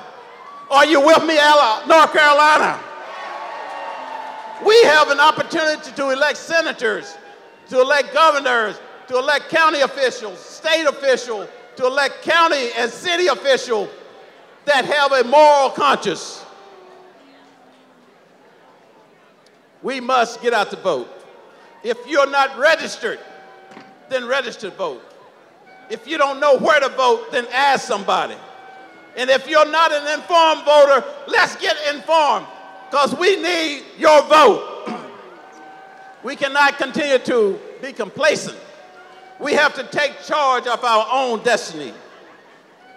And this president of ours, the president is not fulfilling his constitutional duties. When he took the oath of office, he is not preserving and protecting the constitutional rights when it comes to voting rights and when it comes to promoting the general welfare of the people of this great nation. So today I call on all people of good moral conscience to engage in civil engagement by using social media as we did in Alabama. To use social media such as Facebook, texting, Instagram, Snapchat, and other things that I don't even know about, to connect with the young and use the telephone and knocking on doors to connect with the older generation. So today, the Alabama NAACP joined with North Carolina and people across this country to say we're not going to take it no more. Forward together! Forward together! Thank you, and God bless. Won't you say his name? Trayvon Martin. Good morning. Say his name. Trayvon Martin. Say his name. Good morning, North Carolina. My name is Kareem Creighton. I'm the interim executive director of the Southern Coalition for Social Justice, located in delightful Durham, North Carolina. I'm absolutely thrilled to be with you today to talk to you about some of the brilliant work our great lawyers are doing to make sure that every eligible North Carolina voter has access to a ballot and that they cast that ballot in a fair and legal election district. Now, what does fair and legal mean? Well, we at SCSJ believe fair and legal means districts that do not illegally segregate voters based solely on their race. Districts that do not ignore the public input. We believe that districts should not carve up our communities based on sole, raw partisanship.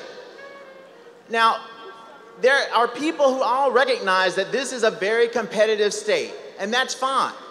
But SCSJ believes that the voters should decide who wins and who loses, not the people in the back rooms of the legislature. Now, since 2011, SCSJ has been on the cutting edge, suing the General Assembly on every one of those illegal maps that they've drawn at every level, at the county level, at the state level, and at the federal level. And in fact, we also were the people who sued to stop that monster voting bill that you've heard a lot about. And folks, I've got good news for you. We're winning. As a matter of fact, just last week, the Supreme Court of the United States announced that North Carolina is going to get new state legislative districts for the 2018 election. That's the first time this decade. And what I want to share with you simply is we can't stop here. Ladies and gentlemen, those guys who were just as much interested in tinkering around with the General Assembly districts are interested now in doing it with the state court system. And ladies and gentlemen, don't be fooled. Your access to justice and your ability to get a fair shake in courts is all at risk. And what we need from you is your continued support, because SCSJ is going to stand ready and prepared to bring those lawsuits in the event that any of those horrible schemes see the light of day. So what we need from you, what we hope that you will offer us, is your support, your vote in 2018. The more they see it, the more they fear. And last, we like your continued investment. Thank you so much. We look forward to moving forward together. Forward together. Thank you. All right. I read a quote in South Africa that said, when you strike a woman, you strike a rock. Am I right about that? Do I have any women here today who are standing for women's rights? Who know that our nation cannot be what it needs to be if the rights of women are not taken advantage of? So stand with me, women. Join us as we have two of our powerful women from North Carolina speak on women's rights. Show them some love. Forward together. Forward together. I am Jackie McClain, president of the Hope County branch NAACP, Haverard and Rayford, North Carolina.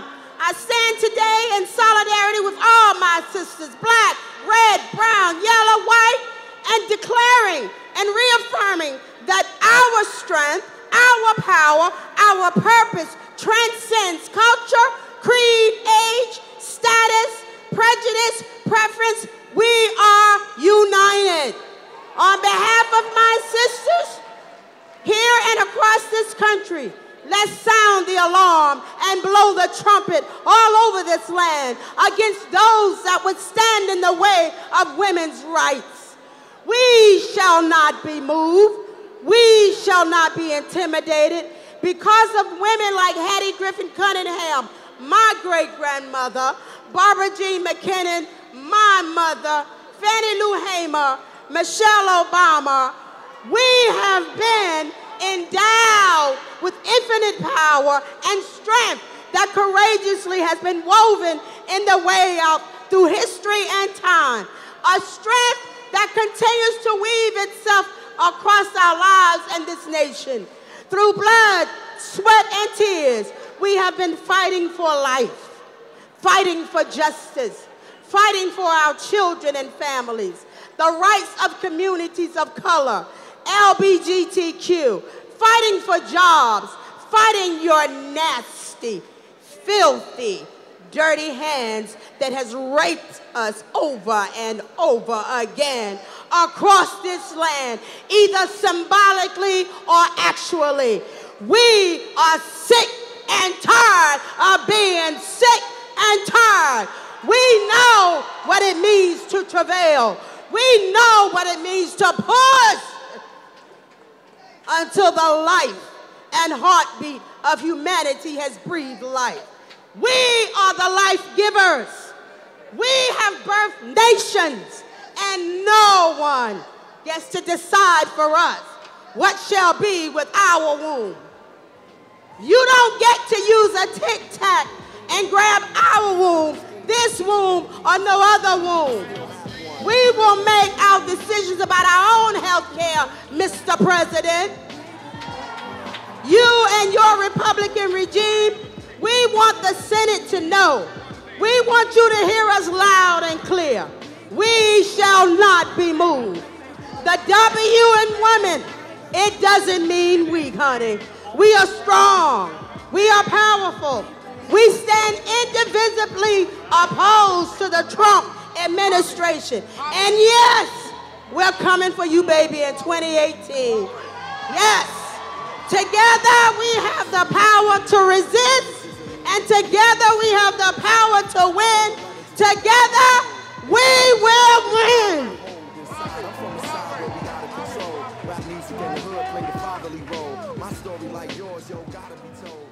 Good morning. I am Sharnessa Ridley, the president of North Carolina Women United, a collection of progressive organizations working to achieve the full equality for all women across the state. I stand before you today using one voice to represent many.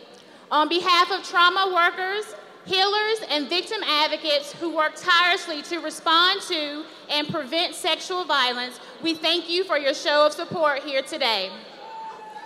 Our work is to speak truth.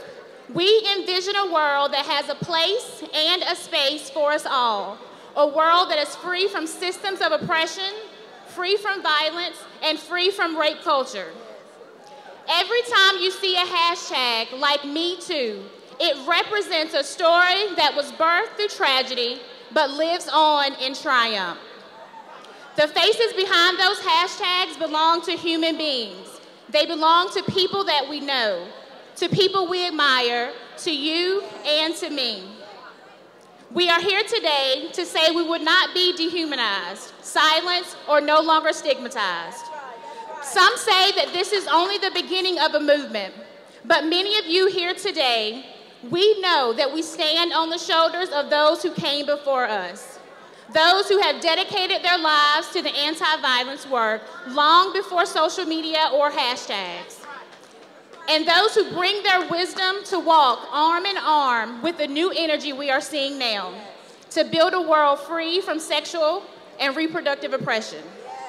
Rape culture is not about gender, it is about power.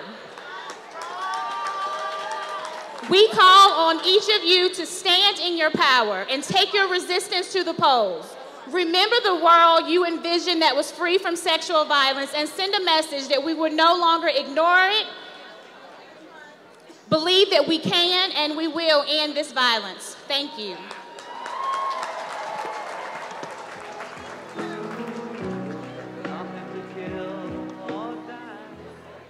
HKonJ is being live streamed all across this nation. There are hundreds of thousands of people watching. And so I need to speak specifically to the people right here in front.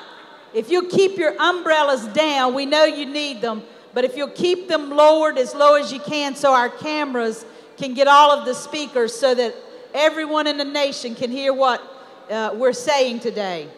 Erica? All right, forward together, family. Is my Fight for 15 family in the house today? There's a quote that they say that, treat us like you should, put 15 on our check. And so today we have representatives from the labor community here to say that we need a living wage for all people. Let's put our hands together for the labor family.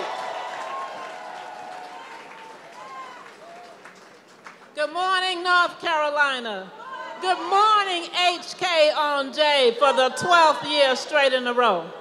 I am Joyce Hobson Johnson, chair of the Labor Committee for the North Carolina NAACP, and I'm joined here with Sisters Wanda and Priscilla. Now, I want to see those labor signs a little bit higher. Yeah, let me see the union signs. Let me see the associations, because no country, no nation, no community can make it without workers. Whether we are in the fields providing the food, whether we're in the kitchen cooking the food, serving the food, building the buildings, counting the money that is being made off of our backs, we need workers. This is the richest country in the world right now. Yet we have so much poverty. And we, together with other workers and all those others, are going to end that. But let me bring my young sisters up here who are representing some particular labor groups. But we know that together, workers are everybody. Black, white, Latina, Asian, we're all of that. We're male, female, gay, straight. We are often children in the fields. We are all workers.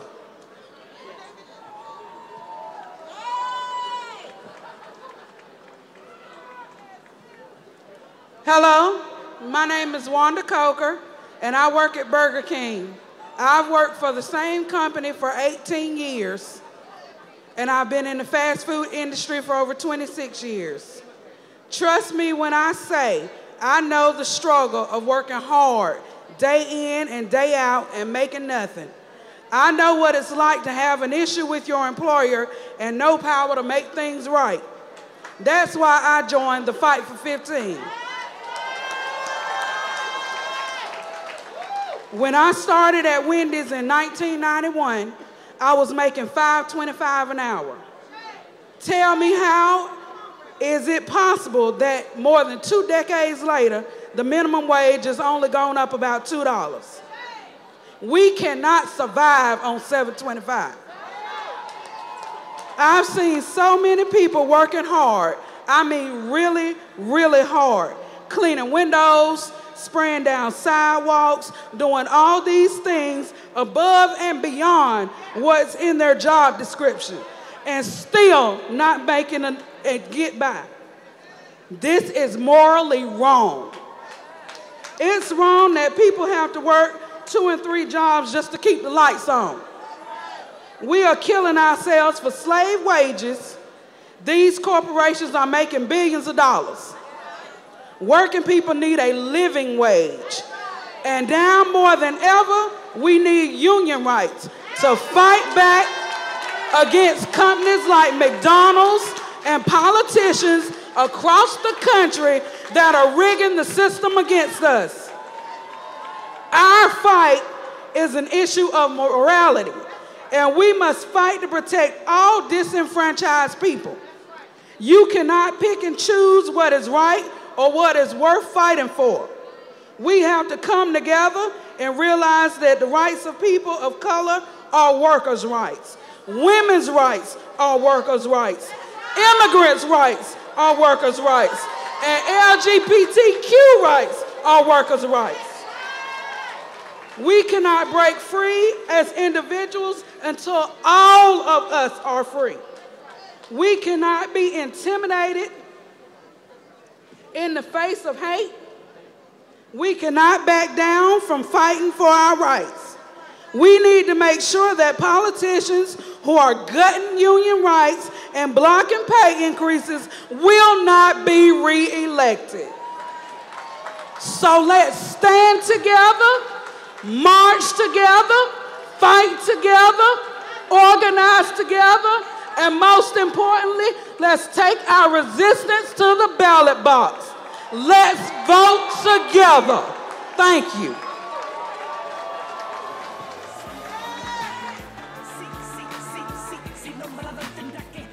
Peace, love, and joy. My name is Miss Priscilla Smith. I am a certified nursing assistant, a mother, and an organizer. I am honored to be here today to represent We Dreamin' Black, care workers in action, other home care workers in the fight. I want to start by appreciating a powerful woman named Dorothy Bolden. See, Miss Bolden was a black domestic worker in Atlanta who began working in households in the 1930s and organizing workers in the 1960s. Miss Bolden organized thousands of workers through National Domestic Workers Union and won significant increases while creating standards in the work field. She worked tirelessly to make sure that domestic workers was valued and truly recognized. Sadly, 50 years later, Miss Bowman's work is still unfinished. Black and brown women today are still a majority of household workers and care workers. Like my friend, Miss Beatrice. Miss Beatrice is a 60-year-old home care worker who is raising her grandchildren on minimum wage. She struggles to pay her bills on time. See, many still look down on us as just the help. Well, I'm here today to tell you I'm not the help. See, we still rally and march to demand employees to put some respect on our check and to say we are not the help. Much work has been done, yes, but we still have a ways to go. Our work is important. Why? Because without us, there's no doctors, there's no presidents, there's no astronauts, there's no CEOs, because we're the ones who raise them and take care of them. I organize because I believe if you work every day, you should not need public assistance. If you work every day, you should be able to make a living wage. Organizing together changes the fact that a few will live well, while we, as the rest of us, fight to live decently. See, Ms. Bowman taught me to not let the elite slap us in our face and to say no more. Our voices together bring to light what people are afraid to say in isolation. Together, we will win. Forward together!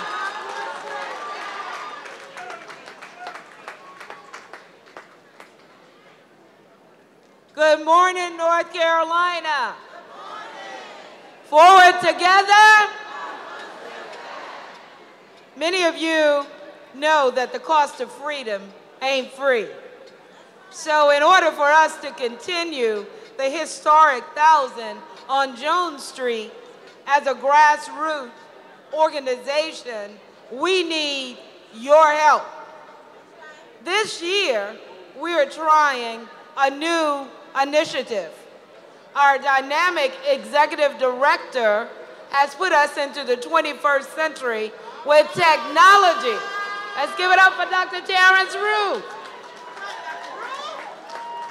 Right now, he's going to tell you how you can text to donate, either with your phone or by going to our website from your phone. Dr. Rue. Good morning, North Carolina. Now, earlier we told you to go to the website to text to donate or to look at our app. But all you have to do to donate to the Moral March, I need you to text HKonJ. HKonJ to 243725. Again, to donate to the Moral March, text HKonJ to the number 243725. Thank you for your support.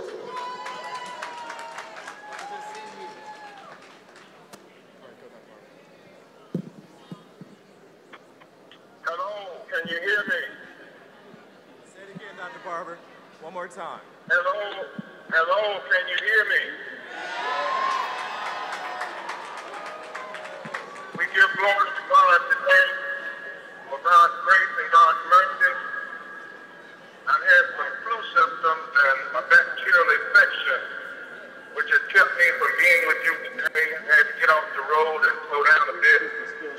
I wish I could be there, but I'm there in spirit. And I know that there's one thing that is certain. Forward together, not one step back. Our leader and new NAACP, Ballot Box HKonJ convener, is Reverend Dr. Anthony Spearman. I want y'all to give a big hand of support for Dr. Spearman. He is a fighter. He is a man of integrity. And somebody asked the other day, was he filling my shoes? And I said to them, that's not a movement question. Because in the movement, we is the most important word in the justice vocabulary. The issue is not what I can do or any one of us can do, but what we can do when we stay together. When we all have to put on our own shoes and walk the path of justice as brothers and sisters and not as competitors. And so today, I'm thankful to follow the leadership of Reverend Dr. Anthony Spearman and all of the other members of the NAACP and the Forward Together Moral Coalition. Let me say this quickly. For the last 4 years, we have fought modern-day attempts to resurrect 21st century form of Jim Crow. For 4 long years, actually for 6 long years, we fought voter suppression. We fought racist redistricting. We fought an extremist governor who's now at home. We fought an extremist legislator. And we fought a lawyer named Tom Farr with a deep history of racism and a commitment to injustice. My friend, as you stand in the rain today, remember, dollars, that's Emma.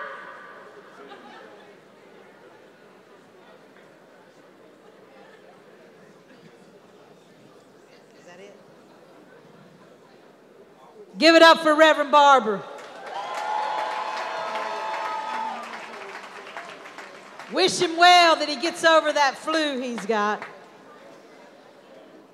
As Reverend Barber has led us in this moral movement here in Raleigh, he has now stepped beyond North Carolina to lead a movement in our nation.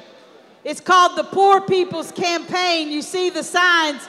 Raise the signs high. Repairs of the Breach. Reverend Barber is the president of Repairs of the Breach, and Repairs of the Breach has teamed up with a group from Union Theological Seminary, the Kairos Center. The director of the Kairos Center is a woman by the name of Reverend Liz Theo Harris. Reverend Harris has been working on the Poor People's Campaign for the last 12 years. She is here today to bring some words to you. So North Carolina, welcome Reverend Liz Theo Harris. Good morning, North Carolina. Good morning. I want to turn it back to Reverend Dr. Barber. Thank you. Brothers and sisters, you know the enemy wants to try to cut us off, but that's not going to happen. And so they took $6 million of all our tax dollars and used it against us.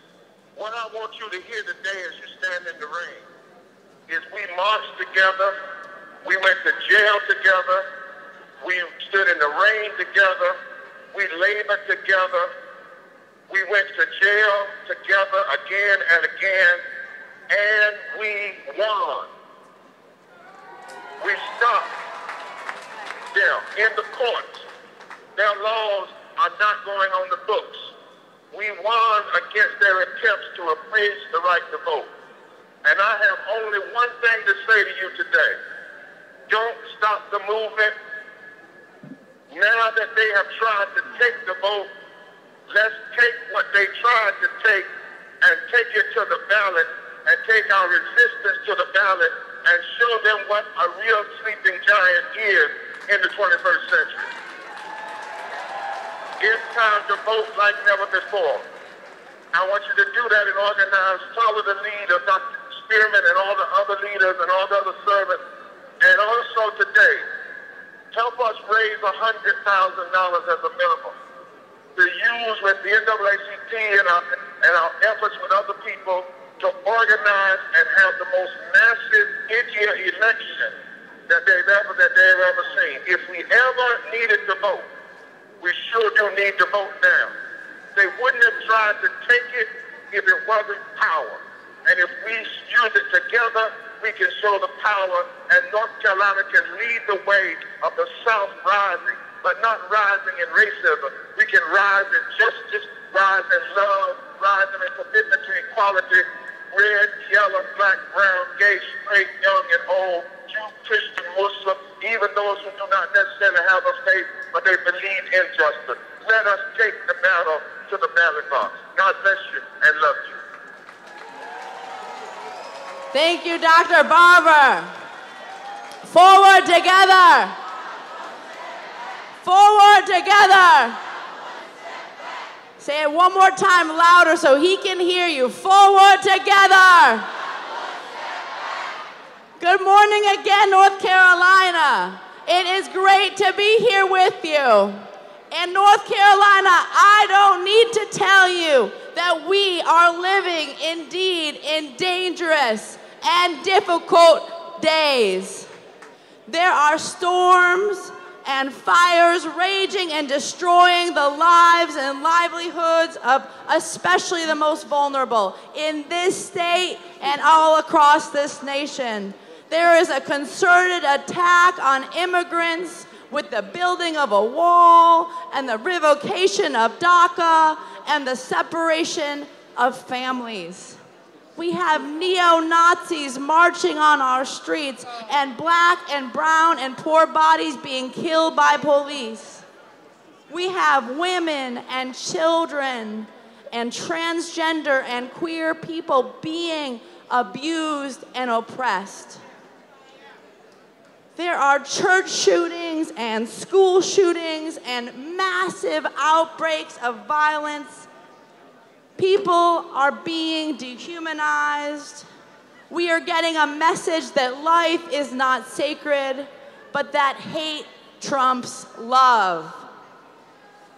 There are tens of millions of people on the brink of losing their health care and tens of millions of people that haven't had health care for many, many years now.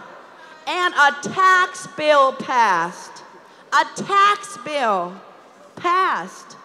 That is one of the most obscene transfers of wealth from the bottom to the top in human history. This is why we need a moral movement. This is why we have to say, forward together, not one step back. Forward together, not one step. And this is why a moral movement by the name of the Poor People's Campaign, a national call for moral revival, is spreading throughout this land. The Poor People's Campaign has developed out of years of organizing here in North Carolina and across this country.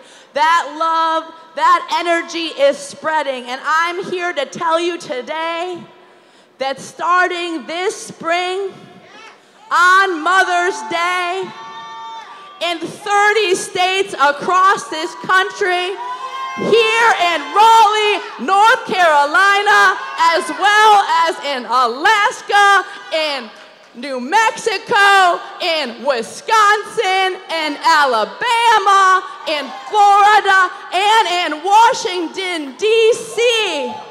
Hundreds, thousands of people will engage in 40 days of organizing, in 40 days of educating, in 40 days of singing and partying and organizing and direct action and nonviolent civil disobedience. We need a breakthrough in this country, and we are the people that are going to make that breakthrough. 50 years ago, the Reverend Dr. Martin Luther King Jr. called for a Poor People's Campaign. And 50 years ago tomorrow, there was a major sanitation strike that was in Memphis that spread throughout the land and was the reason that Dr. King was in Memphis when his life was cut short. 50 years later, out of the blood of Dr. King and of so many people that have dedicated their lives to ending racism, ending poverty, ending militarism, ending all of the injustices, there is a new movement brewing. So when Dr. King said in December of '67 and announced that they were going to do a Poor People's Campaign, he said there is nothing wrong with a traffic light that says that you have to stop for a red light.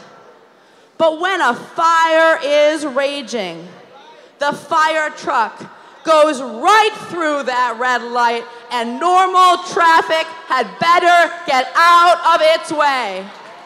Or when a man or a woman is bleeding to death, the ambulance goes through those red lights at top speed. There is a fire raging now for the poor of this society.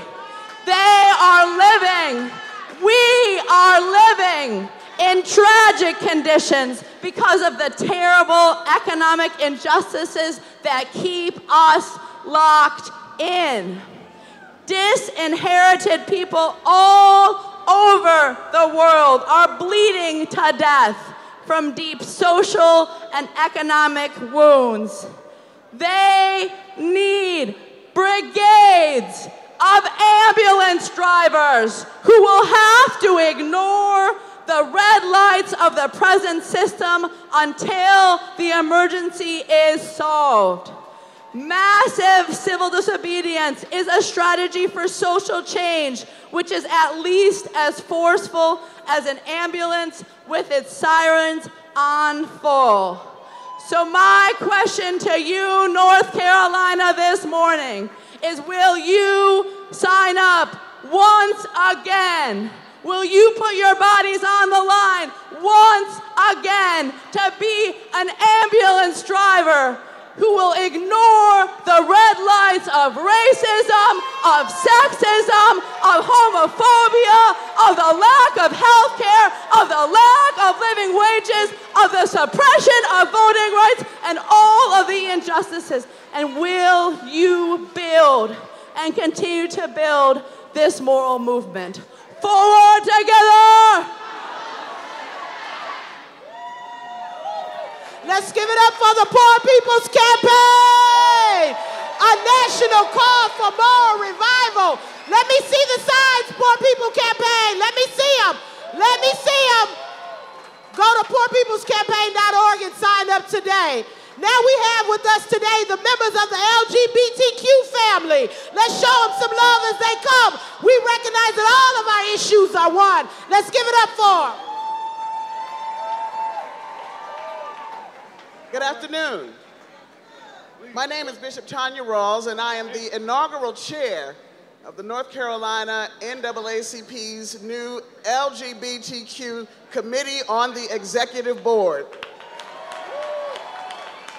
Welcome to my home. Yes, that house behind me belongs to me and all the other residents of North Carolina. It's pretty big and packed with papers, laws, policies, and misogynistic white supremacist robber barons who have refused to keep the place up in a way that reflects an appreciation for the people who own this house and pay them to keep it up. My first arrest came as I tried to visit my house with other clergy and citizens. We were told we could not be there in our house and was arrested. My remarks today are not to the General Assembly because they won't be in power much longer. My words today are to you, my North Carolina family, and those who support us. With the midterms around the corner, I want you to look out for the horrible weapon that is coming our way in the form of an anti-LGBTQ and/or trans law and policy. In our state, those people in the House for the past many years used my wife and family, our children, grandchildren, and now my great-grandchild, to frighten you into voting against your best interest. Here are a couple of recent examples of what I'm talking about. Amendment 1 made some afraid that if we had the right to legally marry, your family would somehow be at risk. Then House Bill 2 came along, suggesting that because trans and gender nonconforming North Carolinians need to use the appropriate restroom for their gender, that white women and white girls, you do know they weren't thinking about women of color and girls of color, will be put at risk of rape, even though there has not been one incident in the nation of any trans person harming anyone in a restroom or anywhere else. The same people who consistently attack my family and others like ours are also the anti-labor, anti-immigrant, anti-reproductive justice, anti-black, anti-people. This coming election cycle, we're going to run to and through the smoke screens, through the smiles, and through the pre-election promises that they offer up. It is so junky in there, y'all, that we will need to start right now where we are to reclaim and clean up the people's house. We will do this together, one county, one city, one neighborhood, one household at a time. Whose house is it? Whose house is it? Whose house is it? All right, let's take it back.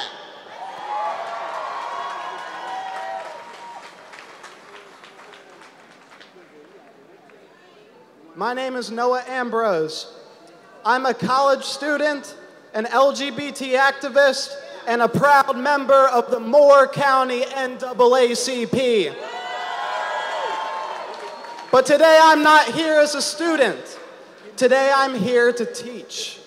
To teach our elected officials, Berger, Moore, Tillis, Bowles, that their politics of hate are over. Let me tell y'all a story. In 2016, a dangerous right-wing organization called the Voter Integrity Project snuck into Moore County and started sending postcards to hundreds of eligible voters, including African Americans and registered Democrats. And if these people didn't send those postcards back, the Voter Integrity Project took the names of those people down to the County Board of Elections and said that it was proof that these voters had moved. And these voters, hundreds of them, were wiped from the electoral roll a week before the election. A week before the election. The NAACP saw what was happening and sued the Board of Elections, and the voters were reinstated. But this is an example of the constant threats to our democracy here in North Carolina. We should not have to run out to find lawyers and sue for our rights. For years, our legislature has been suppressing the rights of North Carolinians. Not only is it unconstitutional, it is immoral. They know they can't beat us in a fair fight, so they gerrymander and cheat to get into power. Today is not about February 10th, today is about November the 6th. So join me in taking this resistance to the ballot box come November. Thank you. Forward together!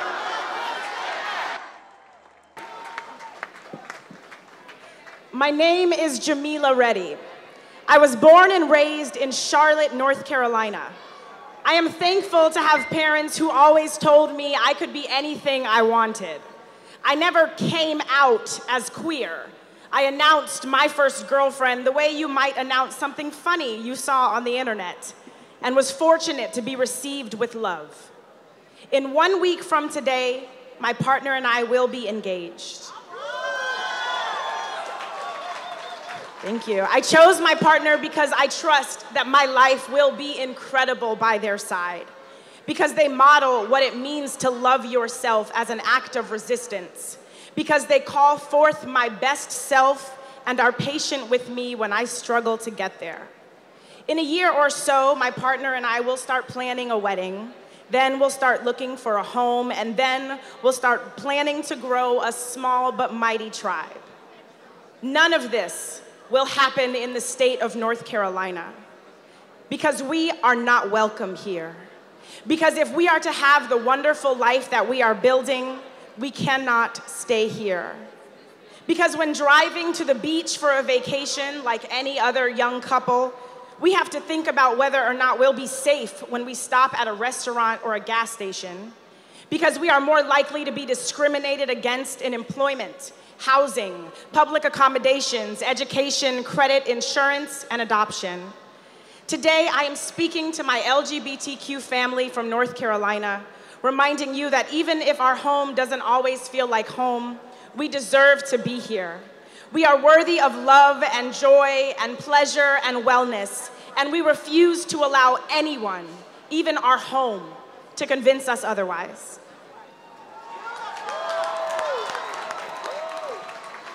When I say queer, you say power, queer. When I say youth, you say power, youth. When I say people, you say power, people. Good morning, everyone. My name is Lone. I work with the Youth Organizing Institute and Ignite NC. I live in Durham, North Carolina. I'll get straight to the point. LGBTQ people of color in North Carolina and across the South need access to some pretty basic things: jobs with livable wages, LGBTQ-centered healthcare, inclusive and thriving public education, and healthy, affordable housing. But we also need power. Unfortunately, the battle for power on the basis of fighting with those who oppress us to change rules that were never created with our people in mind in the first place is being challenged. So we must defend the right to the ballot box, but our battle for power is also in the streets. It is also in our classrooms, in our neighborhoods, at the workplace, in community rec centers, and in every public space that is under attack by a society increasingly driven by private interests and profits. We should think about activist and organizer Takia Thompson, a young black queer woman who so boldly climbed up a Confederate monument, put a rope around the statue, and that relic of white supremacy was torn down. And now across the country, we see the message ringing loud and clear: tear them all down. This is what is possible when we trust the bold leadership of queer and trans people of color. We are unapologetic in our word and deed. When we say Black Lives Matter, we mean it. When we say defend trans women, we mean it. And when we say end the deportations, we mean it. I end by lifting up the names of Angel Alicia Walker, Derica Banner, Blake Brockington, Sherelle Faulkner, and countless other black and brown trans people who have been stolen from our communities by no fault of their own, but by the inhumanity and violence of this superstructure. Queer and trans youth of color are rising up across this state, across this nation, and across the world. So when I say we're ready, you say we're coming. We're ready? Thank you. Let's give it up for the LGBTQ family. Buenas tardes, soy Ana y la raza Blackbird. Le traigo saludo de parte de la comunidad latina y inmigrante. I am Anna y la raza Blackbird. I bring you greetings on behalf of the Latino and immigrant community. HKonJ will not leave anyone behind, so we have a special message from the people in Sanctuary. Roll the video. Mi nombre es Juana Luz Tobar Ortega. Tengo 8 meses de vivir en la iglesia Santuario San Barnabás de Greensboro. La forma que la gente puede ayudar es a cambiar el sistema. Por favor, todo el que quiera ayudar, que se registre a votar y que pasen la voz para que todas las personas que no lo han hecho puedan hacerlo, para que cambien el sistema. También le pido a las personas que llamen a los representantes y que les digan que no separen las familias.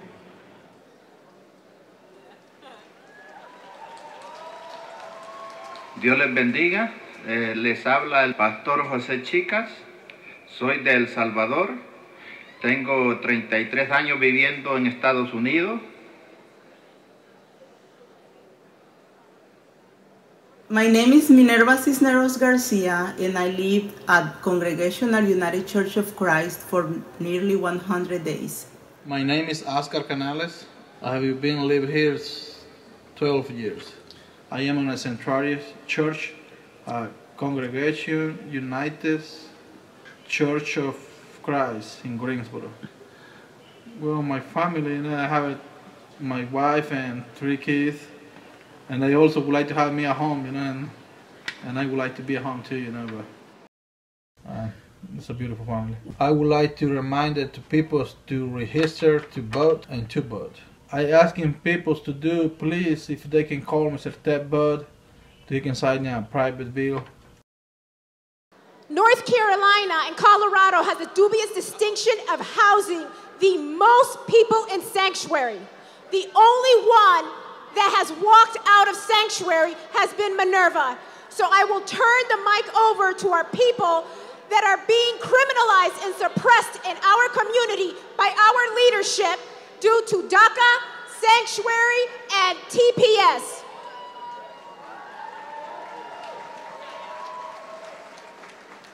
Good morning, North Carolina. My name is Minerva Cisneros, and I was in Sanctuary at UCC Greensboro from June 28 to October 22nd of 2017, when I was allowed to walk out. This was only possible for me because of the various people that understood what was happening in our nation to the immigrant community was not only unjust, but also unmoral. I still do not have enough ways of saying thank you to all of who understood and still stand by mine and my children's side. Just because I was allowed to walk out of Sanctuary does not mean my fight is over. And now I have to wear an ankle device so I always know where I go. Like me, every single person in Sanctuary had a valid work visa, paid taxes, and were active in our churches and community. I am still treated as a criminal just like other individuals in Sanctuary. But I also recognize and know that I am blessed to have had such an incredible support system of warriors who risk their own safety in order to ensure and shine the light on the injustice that is occurring across this nation. As I look across this sea of warriors, I say to you, I have hope because of you. I would like to now ask you all for a favor. When you leave the moral march, understand that you and I, all of us together, have the power to create change and show the world what democracy looks like. When you depart from here, please be sure to register to vote, and don't be just register, please also vote, and call your representatives and tell them to stop separating families. As we stand together, change and victories await us. It is now up to us. Thank you all. Buenos días. Good morning. I am Pilar Rocha Goldberg, President and CEO of El Centro Hispano in Durham, Scarborough, and Chapel Hill. I am here today to support our brothers and sisters who hold TPS. They are right now under attack in this administration. Let me give you some numbers. 320,000 people hold TPS in the United States from 10 designated countries. More than 90% of these individuals are from El Salvador, Honduras, and Haiti. Here in North Carolina, we have a substantial number of TPLs holding brothers and sisters. 5,900 Salvadorians in North Carolina are TPS holders, and they have 6,200 US-born children. 6,200 Hondurans in North Carolina are TPS holders, and they have 5,100 US-born children. 5,100 workers in North Carolina are from El Salvador, and they are TPS holders. That means 256.8 million will be lost from the state GDP annually without Salvadorian workers who hold TPS. We need to stand together and protect our communities. Lawmakers need to ensure protection. Lawyers and community centers should work together to help these immigrant families. We at El Centro Hispano are proud to stand with everyone here today and with our TPS, DACA, and immigrant community.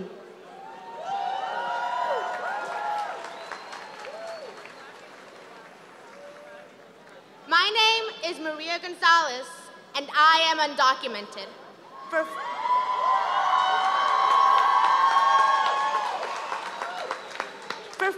For 5 years, I have had DACA.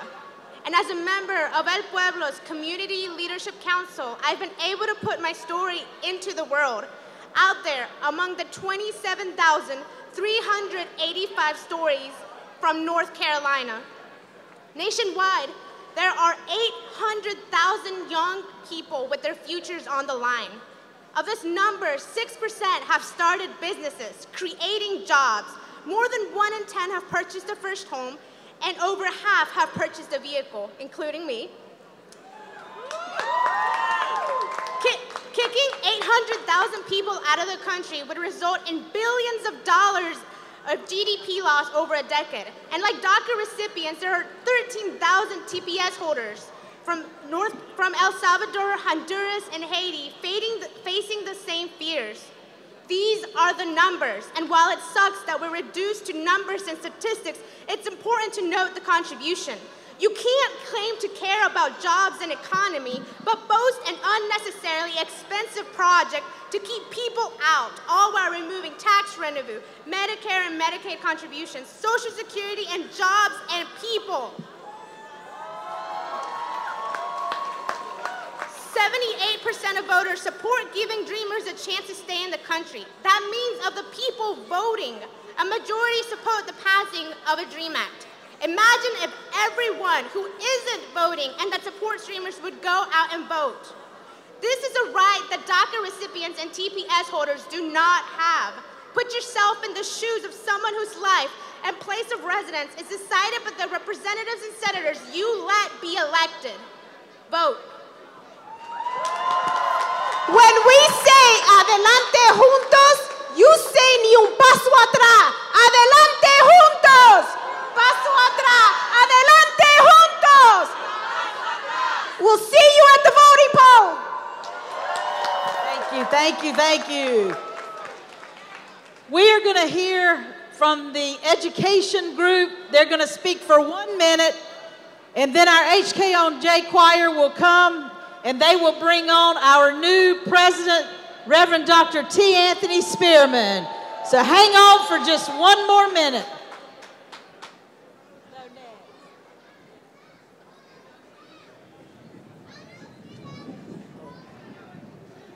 Sorry, it's criminal justice. Good morning. How are you? Good, good. I am Sarah Blakely, Dante Sharp's mother, and I'm with the justice piece of this moral march. And I'm here this morning to represent justice for, not just for Dante Sharp, but for all of those Dante Sharps that's incarcerated. We stand as a group and in unity. And this morning, I wanted to kind of share just I'm pretty sure a lot of people have heard of Dante Sharp. Dante Sharp was accused of a murder 24 years ago, and he's been incarcerated for 24 years. But thank God, change is coming now. We've had a documentary that was done on Dante 2 Sundays ago on the Oxygen Channel, and it was awesome. And my request to all of you is to try to go and look at this documentary. And you can go to a site, and I think it's 22568. That's colorofchange.org. Because we need to do something about this injustice that's affecting not just me, but all of us. And that's why we're taking this stand today, to free Dante Sharp and to free all of those other Dante Sharp that's been wrongly accused. So I ask you today to stand with us, to go on hashtag, on social media, and to the governor and request to free Dante Sharp. Free Dante Sharp. Not free Dante Sharp. Free Dante Sharp. Free Dante Sharp.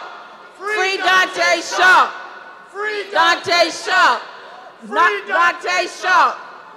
And it's not, again, this is forward together, not one step back. I do want to leave this quote. I've heard a lot about MLK Jr. and a quote that was given to me to say that Dr. Martin Luther King said, the time is always right to do what is right. So this is our time to do what's right. Thank y'all.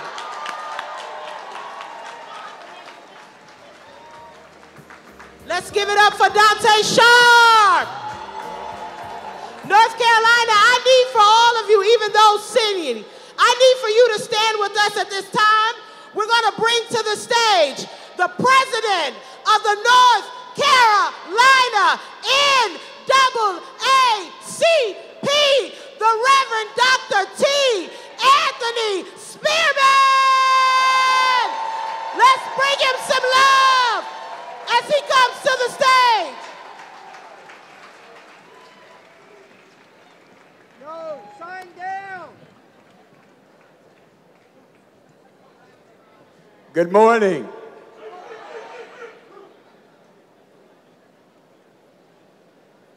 On behalf of the North Carolina NAACP, whose 100 branches comprising 20,000 members, 4 faithful vice presidents, 6 fabulous district directors, a committed executive, a full youth and college division, and a stupendous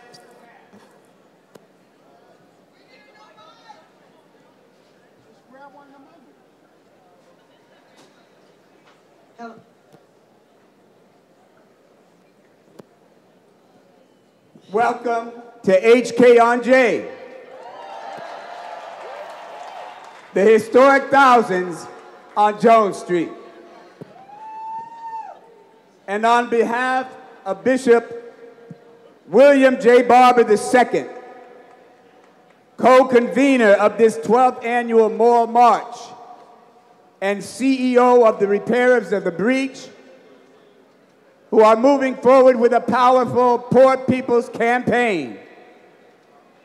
Welcome to the day that honors the birthday of Abraham Lincoln in 1809, of Frederick Douglass in 1818, of W.E.B. Du Bois in 1868, of Rosa Parks in 1913, and of the NAACP itself in 1909. We honor these historic resistors by coming together as the people to beat the drum, to push the rock, to make sure the people's voice is heard, and to ensure that this state and this nation truly has a government of the people, by the people, and for the people. All the people. Welcome to Jones Street, the flashpoint of the moral fusion movement. Welcome to you, all of you, who have braved this rainy weather to be with us on this historical occasion. You, our 200 or more coalition partners, the historic thousands who stand on Jones Street as the leaders of this movement. Welcome to the heartbeat of 21st century American resistance. Welcome to the launching pad of the third Reconstruction. We stand under the umbrella which embraces all who beat the drum and push the rock for two self-evident and inalienable principles. First, that all people are created equal and are created in God's image. Secondly, that all persons in this state and in this country, regardless of race, religion, national origin, gender identity, age, sexual orientation, economic status, and, let us add, criminal history, are entitled to equal protection under its laws. We stand under the umbrella of an ever-expanding coalition that beats many drums of resistance with many sounds of reconstruction, but we beat them in rhythm together. As I've said before, when this moral fusion coalition comes together, we break many kinds of bread. It matters not whether we break cornbread or Wonder Bread, fry bread, or tortillas. It matters not whether we break communion wafers, matzo balls, pita bread, or sourdough. What matters most is that we break bread together, because the bread we share fuels our hearts, our minds, and our spirits. The bread we share strengthens the arms that beat the drum of resistance and the legs that push the rock of reconstruction. And we are thankful that the leaders of two branches of our three co-equal branches of government have graciously and willingly met to break bread with us. So allow me to give a shout out to Chief Justice Mark Martin and Governor Roy Cooper.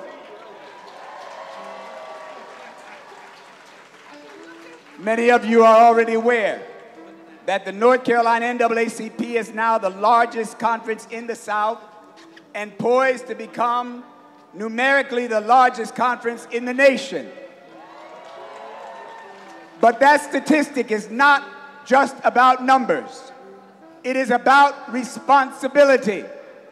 The responsibility to resist and the responsibility to reconstruct. The entire NAACP is looking to Jones Street, North Carolina, to see what the 21st century NAACP looks like. The 21st century NAACP resists all forms of discrimination. We resist discrimination based on the color of a person's skin. We resist discrimination based on the color of a person's holy book. We resist discrimination based on the color of a person's chromosomes. We resist discrimination based on the color of a person's sexuality. We resist discrimination based on the color of the flag under which a person was born. We resist discrimination based on the color of a person's rap sheet. And we resist on behalf of all who are colored by the sin of discrimination. Today, I've come to talk to you about what it means to resist and what it means to reconstruct. Some hear the word resistance and think hostility. But anger and hostility do not sow the seeds of moral resistance.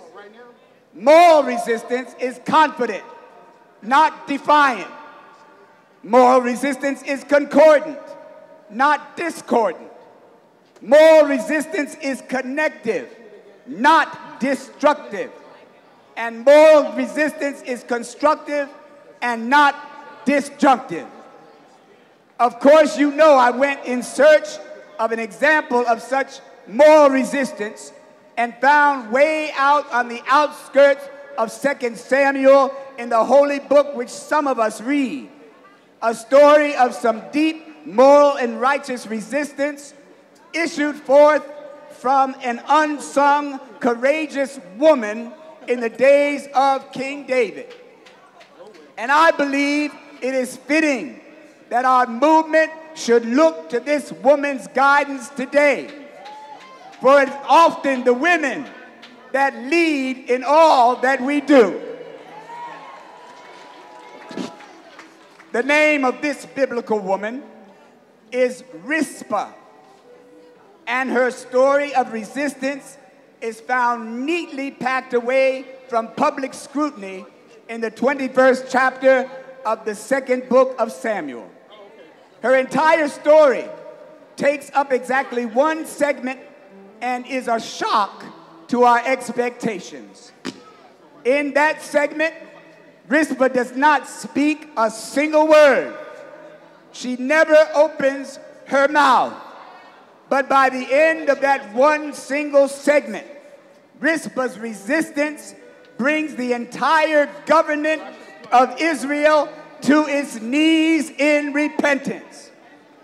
Let me share the 10th verse of 2 Samuel, 21st chapter.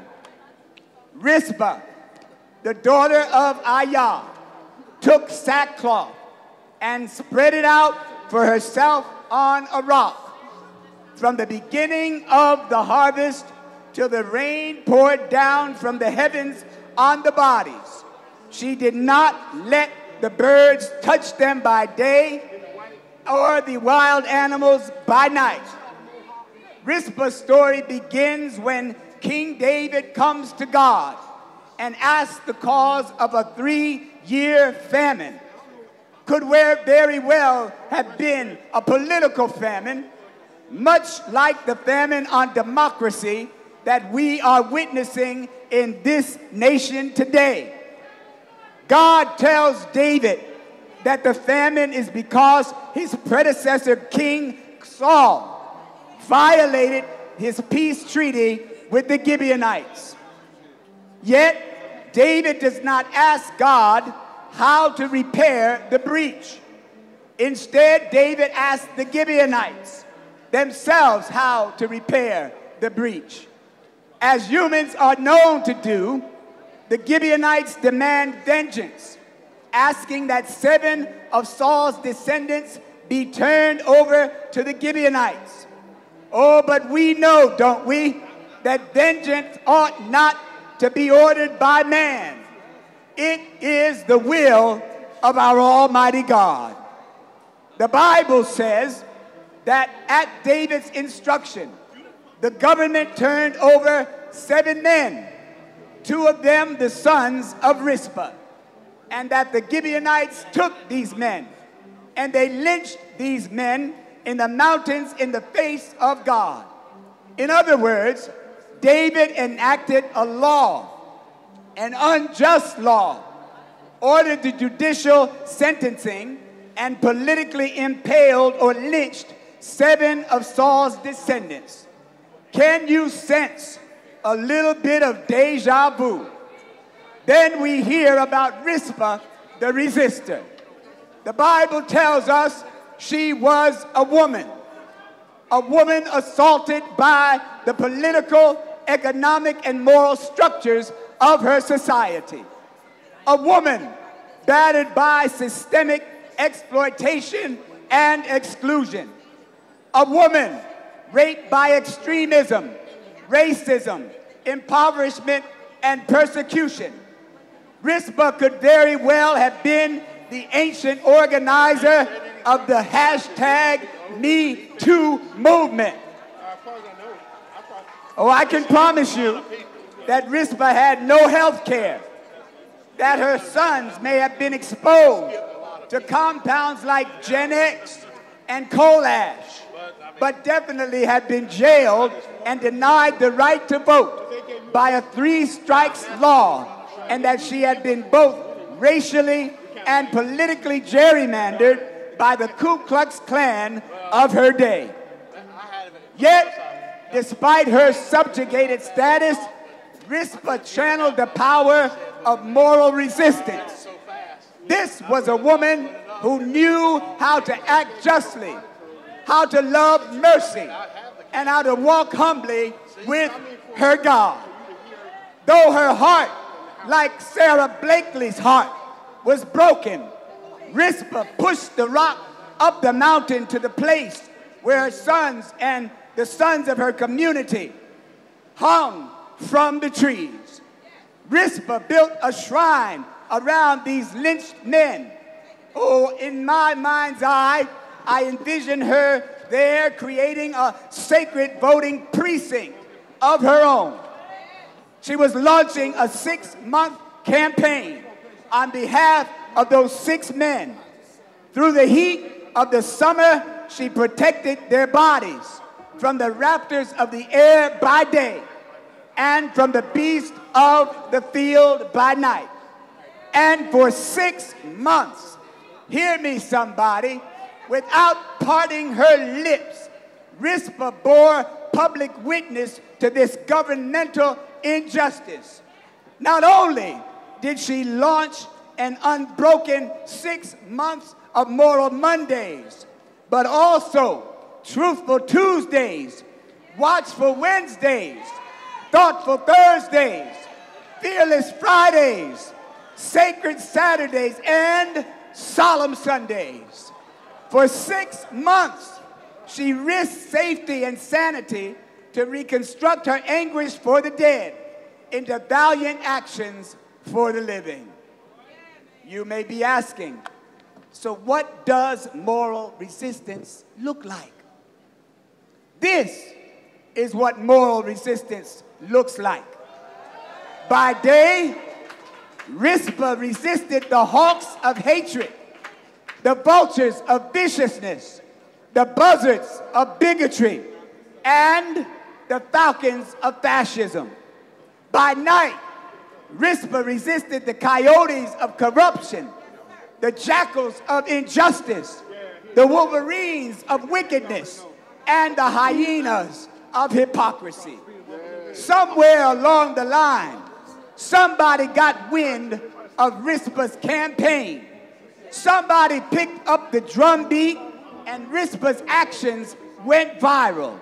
And when they went viral, the government finally heard the beat of Rispa's drum, and David ascended the mountain, gathered the bones of the lynched men, and gave them proper burial in the mainlands of Israel. The Bible says that then, and only then, was God willing to hear David's plea for strength in his battle against the Philistines. Only when David repented for sending 7 innocent men to their deaths was God willing to empower his government. Only when the government heard the drumbeat of injustice and then acted upon it did the government merit divine support. All because of the passion. Gandhi would have called it the ahimsa. Martin Luther King Jr. called it being maladjusted. It was the moral resistance of a powerless woman named Rispa. But there would be no photo ops. There would be no headline stories. And there would be no attention-grabbing military parades for Rispa. Moral resistance is the means we use to dismantle the engines of destruction that drive us away from the mainlands of democracy while steering us toward the mountains of fascism. What are we resisting? And what are we reconstructing? It could be summed up in 3 words, which form the acronym RIP. 6 months before his brutal murder, Martin Luther King delivered his speech entitled The 3 Evils of Society. King's message on the 3 evils coalesced in that speech, but it was far from the first time that he had spoken of them. King spoke of the 3 evils, which I hear as the 3 engines of destruction, forming the acronym RIP. In King's time, racism was literally a black and white issue. But that line still exists, but we can better define this line today. The antidote to racism is representation. The line is not only between black and white. Just look around yourselves today. Every one of you is here today. Is here because in one way or another, you are colored by the discrimination or the sin of discrimination. Representation begins with recognizing that every person has an equal spark of God within them. As Nobel Prize-winning Pastor Albert Schweitzer reminded us, during the Jim Crow era, the first step in the evolution of ethics is developing a sense of solidarity with other human beings. Representation is the reconstruction we seek when we resist racism at the ballot box. King's second evil was materialism. I label this engine of destruction impoverishment. The antidote to impoverishment is investment. Investment in our justice system is not only ensuring access to counsel and reconstructing our bail system so that it is not a poll tax. Investment in our justice system means reconstructing the administrative process so that someone who needs a protective order from an abusive ex-spouse doesn't have to take 2 days off of work to sit in the back of a courtroom waiting to be heard for 10 minutes. Investment is the reconstruction we seek when we resist impoverishment at the ballot box. At the end of King's life, the preeminent evil on everyone's mind was the militarism in Vietnam. We need a broader concept of militarism than fighting foreign wars. I label this engine of destruction persecution. The antidote for persecution is peace. America's foreign military persecution certainly hasn't gotten any better, but King's statement in 1968 still rings just as true today as it did yesterday. He said, "We are arrogant in professing to be concerned about the freedom of foreign nations while not setting our own house in order." Our people are gunned down in the streets in numbers that exceed the numbers who were lynched, and are imprisoned in numbers that exceed the numbers who were enslaved.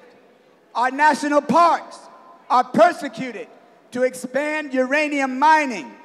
Abortion rights are persecuted by incessant alt-right legislation whose relentlessness is matched only by reimagined Jim Crow voting laws. Our native lands are persecuted to install Canadian pipelines. Women are persecuted at a rate of 17 cents on the dollar. Our schools are persecuted by voucher programs. Our right to marry those we love is persecuted by those who misread the Bible. And our very identity is persecuted by those who think we don't even deserve to use the bathroom. Peace is the reconstruction we seek when we resist persecution at the ballot box. As with any reconstruction, change begins with looking at ourselves. The 21st century moral movement carries a broad umbrella and expands that umbrella even farther, creating what many may well be the broadest people's coalition in the history of the United States. Carrying such a big umbrella and keeping it balanced requires a commitment from each of us and from all of us. That commitment is the same for those who are part of this coalition as for those who are part of the NAACP, and is a mantra that our organization will often hear me shout aloud. Our focus must be placed on building within while battling without. We must be committed soldiers of this movement and true followers of justice. When I condemn in others what I allow to grow inside myself, I am nothing more than a marauder. And when we condemn in our government what we allow to grow inside our coalition, we are nothing more than charlatans. Each of us must strive to usher in an ecology worthy of the justice that we each demand. This is how we build within while battling out. And our battle plans are very clear. We reconstruct this state and this nation as the builders constructed the Holy Temple in Jerusalem after the Babylonian destruction.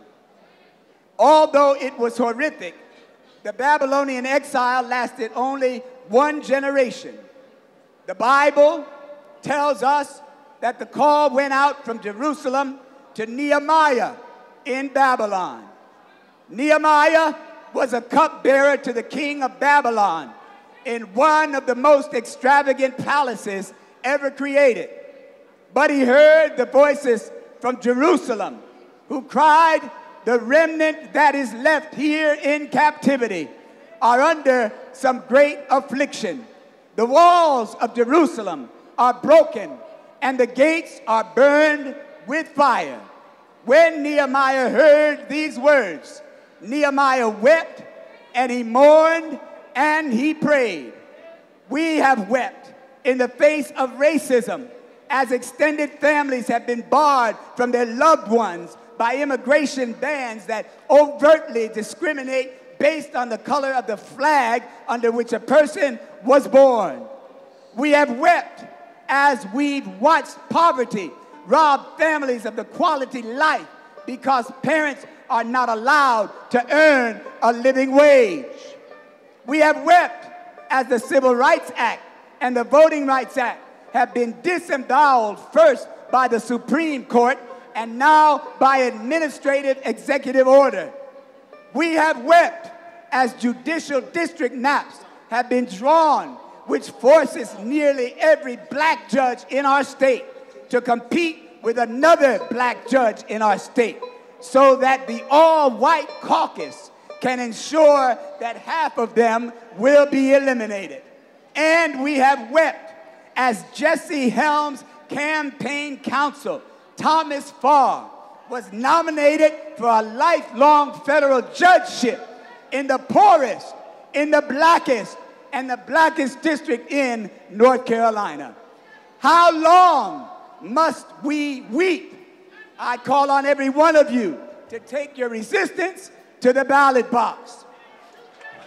We have mourned the lives and careers of those destroyed by the disease of impoverishment and social stratification in a nation whose economy is not a manufacturing, agricultural, or even a consumer economy, but a war economy that exacerbates the deterioration of diverse relationships. We have mourned for a nation that impedes the mental rebuilding of lives ravaged, tattered, and torn. We have mourned for a nation that leads her poor to believe that they are incompetent criminals. And we have mourned for a nation that for too long has produced guided missiles and misguided men. And those misguided men are daily maligning our government, the government of the people, by the people, and for the people.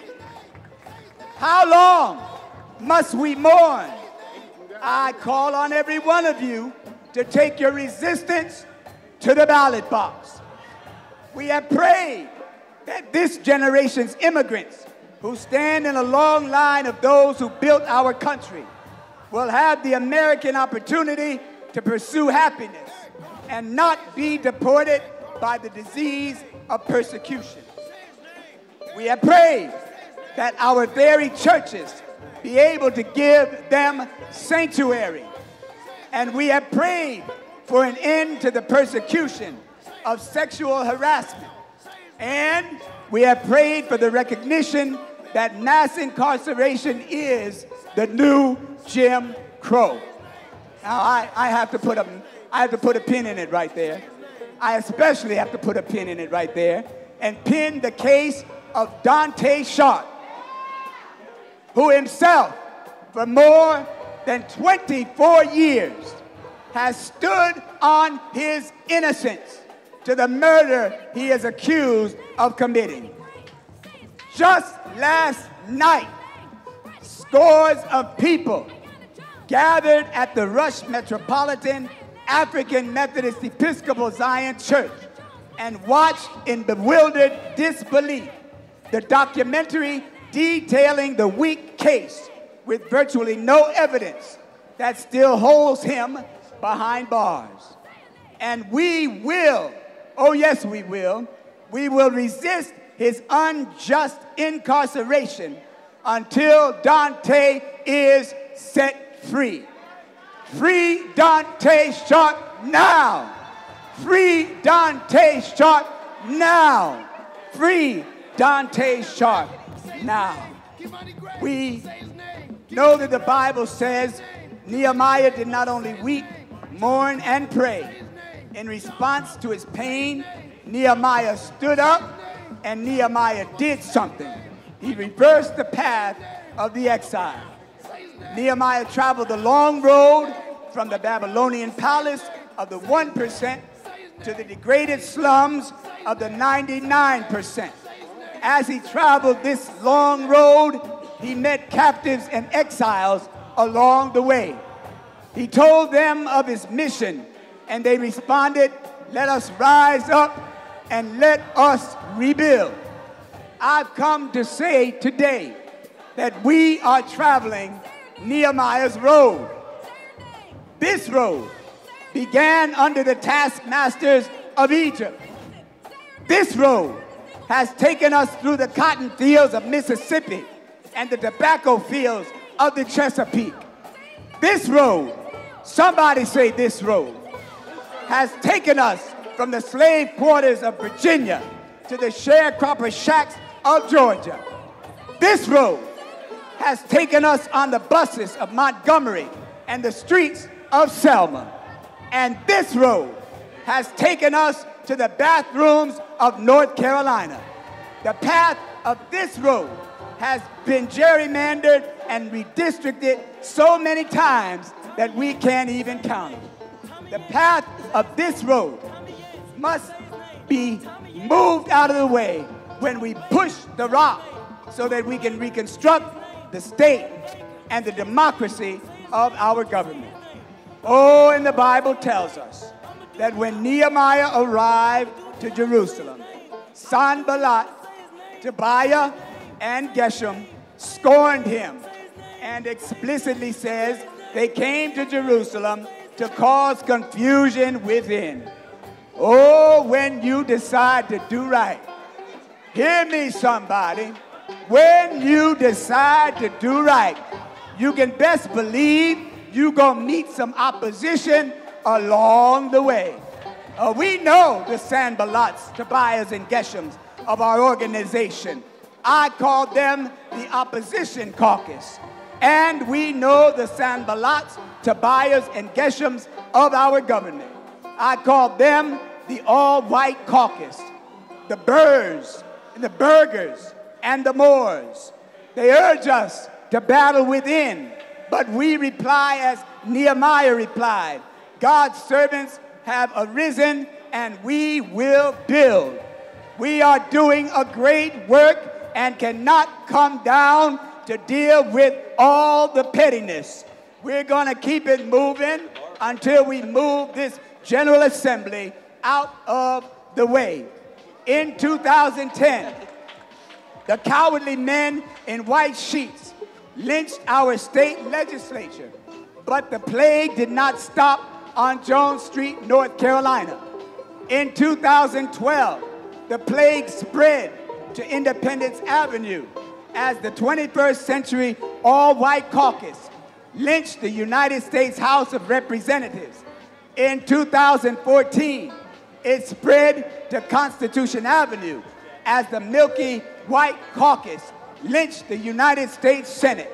And in 2016, it spread down Pennsylvania Avenue when 46.4% of the people of this country voted for our insane tick-in-chief.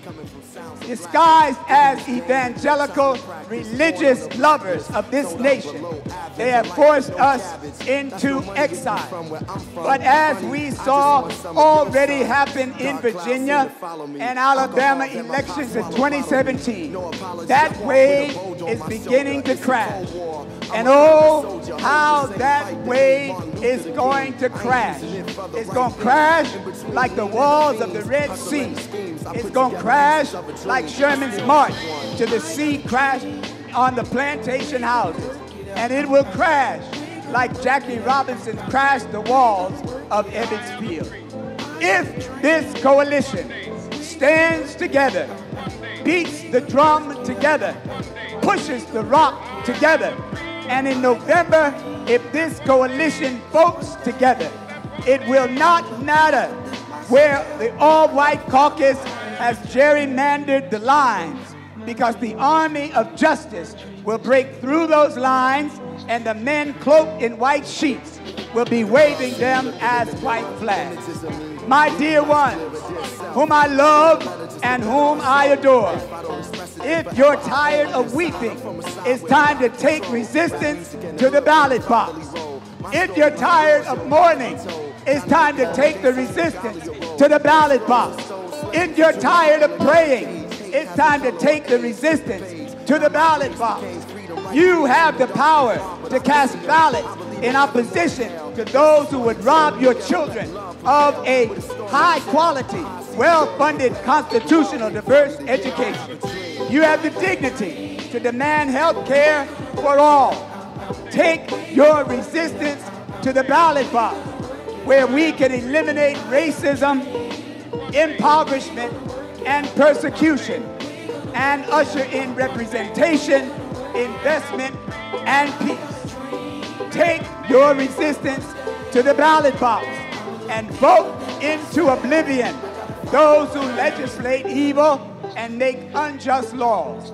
Vote into exile those who withhold justice from the oppressed of God's people, and make this roguish General Assembly hear you as you shout and cry out.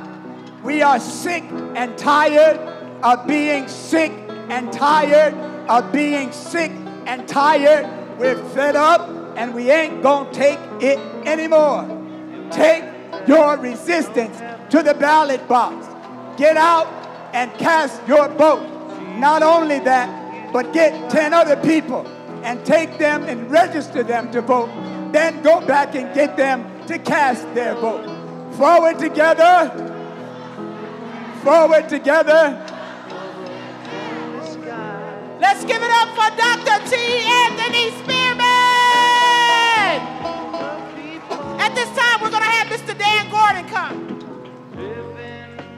Good afternoon. My name is David Goodman.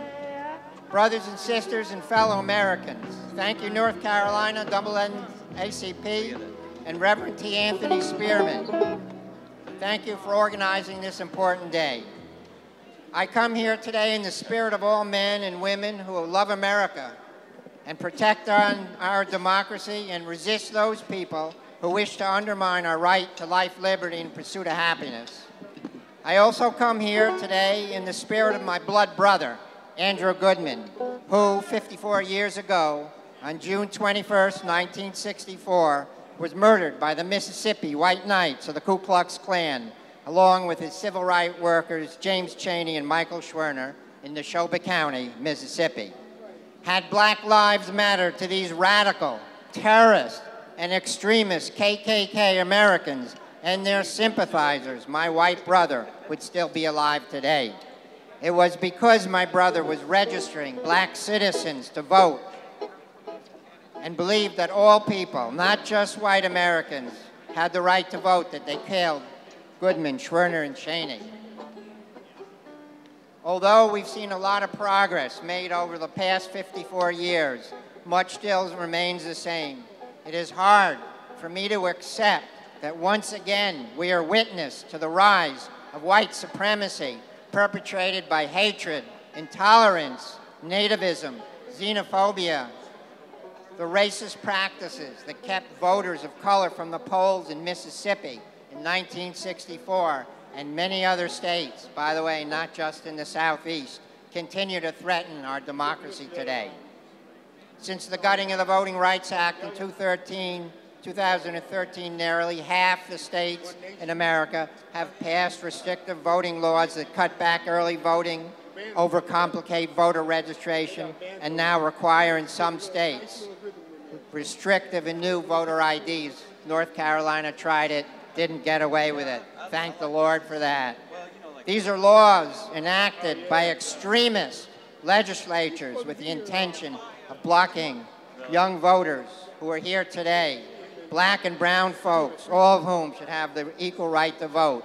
Vote is power. Let's hear it. Vote is power. Vote is power. Vote is power. Your vote is power and our humanity. The Goodman family stands with the moral march in this fight. We formed the Andrew Goodman Foundation 50 years ago to continue standing up for the rights of all Americans. The Andrew Goodman Foundation empowers young voices to defend democracy. Our Vote Everywhere program trains and supports young leaders who work with a millennial population of about 1 million potential voters at 54 colleges in 23 states. I'd like to recognize the Vote Everywhere ambassadors, student ambassadors from our college, and also our program director, Margaret Sasser and Kevon Horton. Let's hear it for the following colleges that are here: North Carolina, East Carolina University, University of North Carolina, Charlotte, Western Carolina University. Moral March brings the struggle of the civil rights to the 21st century. Today we'll register vote, and on Election Day we will vote so that our voices will be part of the building of an American dream into one that finally delivers on the promise that all men or women are created equal. God bless you, and God bless the state of North Carolina. Let's give it up for Mr. Dan Goodman. Next we have the education community. Good afternoon. Do you believe that our public schools is a civil right? Do you believe public education is a human right? Do you believe public education is a moral imperative? I am Mark Joel. I'm a 30-year classroom teacher from Greensboro, and I'm honored to serve as president of the North Carolina Association of Educators. On behalf of the tens and thousands of educators in North Carolina, and most importantly, our 1.5 million public school students, I want to thank you for standing up for public schools. Education cannot reach its fullest potential as the greatest equalizer without equal access and equal opportunity for every child. Every day in Washington, D.C., and here on Jones Street, we take 2 steps back in investing properly in our public schools. It's about priorities. At the same time, we are 43rd in the nation in per pupil spending and $3,000 below the national average. We've given massive tax breaks to corporations and millionaires that has set the budget back by $3.5 billion while children starve. Right now, we have elected leaders who have likened their teachers' assistants to manual typewriters and our organization and public school unions to North Korea. And we have a state superintendent who is silent on public schools, except when he says that $35,000 is good money, or to support a Trump device agenda to privatize public education. Friends, public education is a moral right, and unfortunately, we have too many elected officials who are getting it wrong. Our public school classrooms are filled with the leaders of tomorrow, and it is their moral imperative to give all children an equal opportunity at success and to a great education. When I say right here, you say right now. Right here! Right here! Nisha. Hello on this wet and rainy day. My name is Renisha Best, and I'm a proud 4th grade teacher at Olive Chapel Elementary right here in Wake County. I also serve as the vice president of the Wake NCAE, and I'm a very proud member of the North Carolina Association of Educators. I'm honored to stand with you today and to march with the many friends and partners who, like us, believe in humanity, acceptance, love, and progress. Never in my wildest dreams would I stand before you today and be battling against the dismantling of our public schools, one of the greatest cornerstones of our democracy. It took decades and decades to build, but just days to destroy. We have some leaders in the most powerful positions from the State House to the White House who want to tear down the walls of public education. I'm here to tell you I will do everything in my power to not let that happen. NCAE will do everything to not let that happen. We here together will stand up to this serious threat and say enough is enough. Instead, we must lift every student up regardless of zip code or circumstances and give them an equal opportunity to be successful. We must lift up every teacher, instructional assistant, cafeteria worker, bus driver, counselor, social worker, custodian, administrator, and everyone else in those schoolhouses who literally have the future in our hands. This is why we march. This is why we rally. We're not done yet. Make your voices heard today and every day. Forward together, not one step back. Thank you. Thank you all for hanging in here with us. And we know many thousands are at home watching, but we're here today. I'm Yvonne Brandon with Public Schools First. We fight for our public schools. We're here today to send a clear message that we will fight for our civil and human rights. We will fight for our health, our safety, and rights as citizens, and that includes fighting for the rights of our children to have a free, high-quality, integrated public school.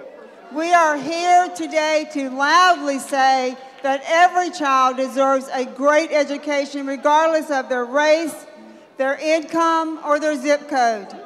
Our Constitution made a commitment to public schools, and it lifted up our people and it built our economy. We have watched the General Assembly have demean our teachers, underfund our teachers. We have watched them fire our teacher assistants and social workers. We've watched them give tens of millions of dollars to voucher schools who are religious schools that can and do discriminate. We are at a time, friends, when our state is turning back to a dark time of segregated and unequal schools. We know that our schools can do better. We're trying to hurry along, y'all. But look, our public schools need to once again be the great American equalizer. Our schools need to be the first and the strongest defense against poverty and inequality. We know our children's fight for their future starts at the schoolhouse door. We must fight to keep those doors open. We must fight for our public schools, and that means vote and elect people who would put public schools first. Say it with me. Put public schools first.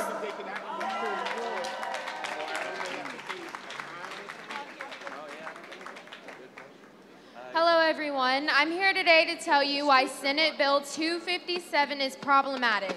On January 15th, 2018, students, faculty, and upper administration participated in a unity march in honor of MLK at Western Carolina University.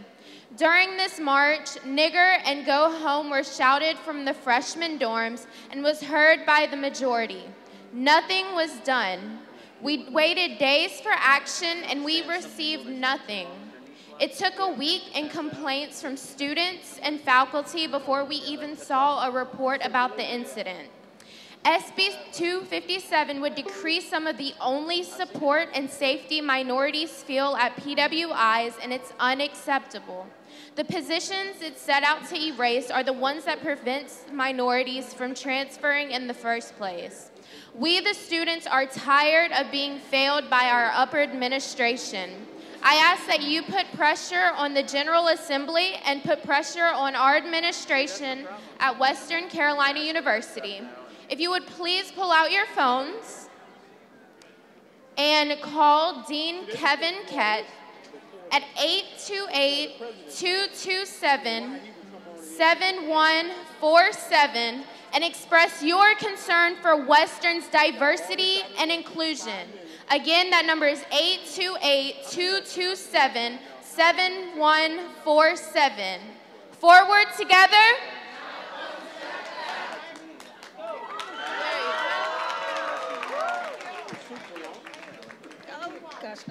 Wait. Can't get in here. Hi. You all are the dedicated bunch, and you're great to see. I'm Kim Porter, Community Organizer for NC Warren, and I'm also the Environmental Justice Chair for the North Carolina NAACP. North Carolina is ground zero for environmental justice, and we must fight back with our communities who are at risk from Gen X, deforestation, coal ash, fracking gas, hog farms, and other toxic waste. It's no accident that many of these communities are made up of people of color and low-income folks. They also are in regions where gerrymandering is rampant, and we're sick and tired of this. While many North Carolinians live in sacrifice zones and struggle to pay their bills, the corporations who create environmental destruction for their profits often are the ones contributing to our legislators' campaigns and making backroom deals and getting millions in corporate welfare. Duke Energy has proposed electric rate hikes to clean up their coal ash that they're responsible for and to build gas power plants and the ACP pipeline, which we don't need. Duke says they support solar, but they actually utilize only 2% renewable energy. Billion-dollar companies like Duke spend millions on their PR campaigns, and Duke claims gas is cleaner than coal, yet NASA itself has released studies to show that fracking gas is a key driver of climate change. Act now to slow climate change before it's too late. We can do it. Duke is the second largest corporate utility in the world, and their headquarters is right here in Charlotte, North Carolina. We can help to achieve 100% renewable energy, especially when utilities' own solar is cheaper than fossil fuels. And I'm going to finish up by saying we need to adopt the North Carolina Clean Path 2025 and use local solar and battery storage in our communities to replace fossil fuels, create jobs, and we need to turn around climate change. We can do it. Act now. Call and email Governor Cooper. Call and email CEO Lynn Good of Duke Energy, and get out there and vote for people who care and people who aren't taking big donations for corporations who don't care about we the people. Thank you. Buenas tardes. My name is Ariana Vigil. I'm speaking as a representative of Witness for Peace Southeast and a coalition of 13 other peace advocacy organizations. I speak also as a Latina who has seen firsthand the devastation of the war economy on my family and my community. We hear a lot about immigration from Central America, but we hear less about the migration of U.S. tax dollars to countries like Honduras and El Salvador, and how that money backs repressive politicians and security forces. Right now, the United States is funding the illegal military regime of Juan Orlando Hernandez in Honduras, who was brought to power following the U.S.-backed coup of 2009. The U.S. military is the single largest environmental polluter in the world. And when U.S. troops pull out of places they have occupied, like Vieques in Puerto Rico, they leave behind depleted uranium, lead, and other toxins. And U.S. militarism will target anyone who threatens its power, including indigenous Lenca activist Berta Cáceres, who was murdered in 2015 by Honduran military forces who were trained by the U.S. military. The U.S. funds repressive regimes abroad, relying on a military that targets working class and black and brown youth. Meanwhile, we demonize and criminalize those fleeing violence in their home countries and threaten to build a racist, useless wall to keep immigrants out. U.S. militarism contributes to what we in Witness for Peace call the root causes of migration and targets marginalized peoples around the world. But this can be our source of resistance as we mount a moral revival and a movement against racism, poverty, and militarism to turn our war economy into a peace economy. Thank you. Beautiful, beautiful. So Erica and I are so grateful to you. Each of you get a gold star in your crown for staying to the very end. We're taking pictures of you. We know who you are, and there is a reward for you. So this completes our program, and the choir is going to sing us on out.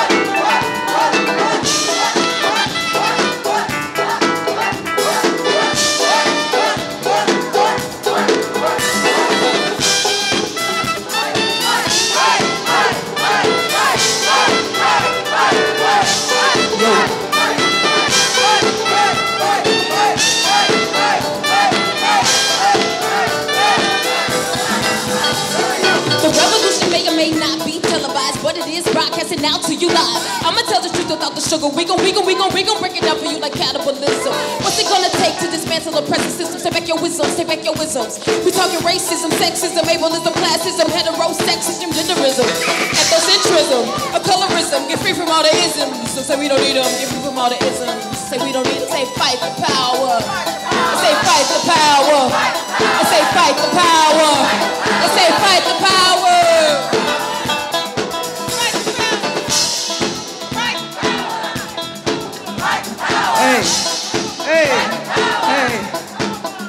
And we go in, steady, go in. Hey, black child, did you know you're golden? They can't take your crown, did you know you're chosen? Reclaiming the land that your people possess, I know. You bearing the struggle and the pain no long. Fear gon' come if you just hold on. Fear is not an option for you, no turning back, paradise is you. Said fight the power. Said fight the power. I wanna hear y'all say. Let me hear y'all say. Let me hear them say. Let me hear them say. Let me hear y'all say. We're gonna fight the power. This the hour.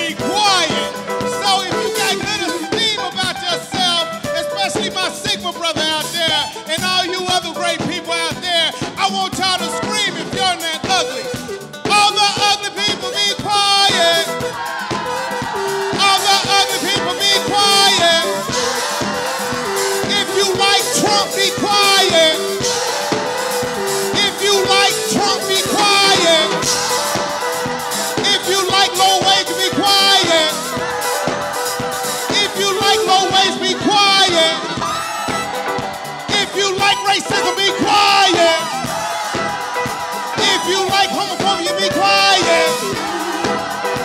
All the ugly people be quiet. Y'all about to mess me up. Y'all see what y'all did to my leg. I can't jam no more. I can just stomp. Hey, but I'm gonna do it like this. Say yeah. Say yeah. Say yeah. Yeah. Say yeah. Yeah. Yeah. Hey. How'd I feel?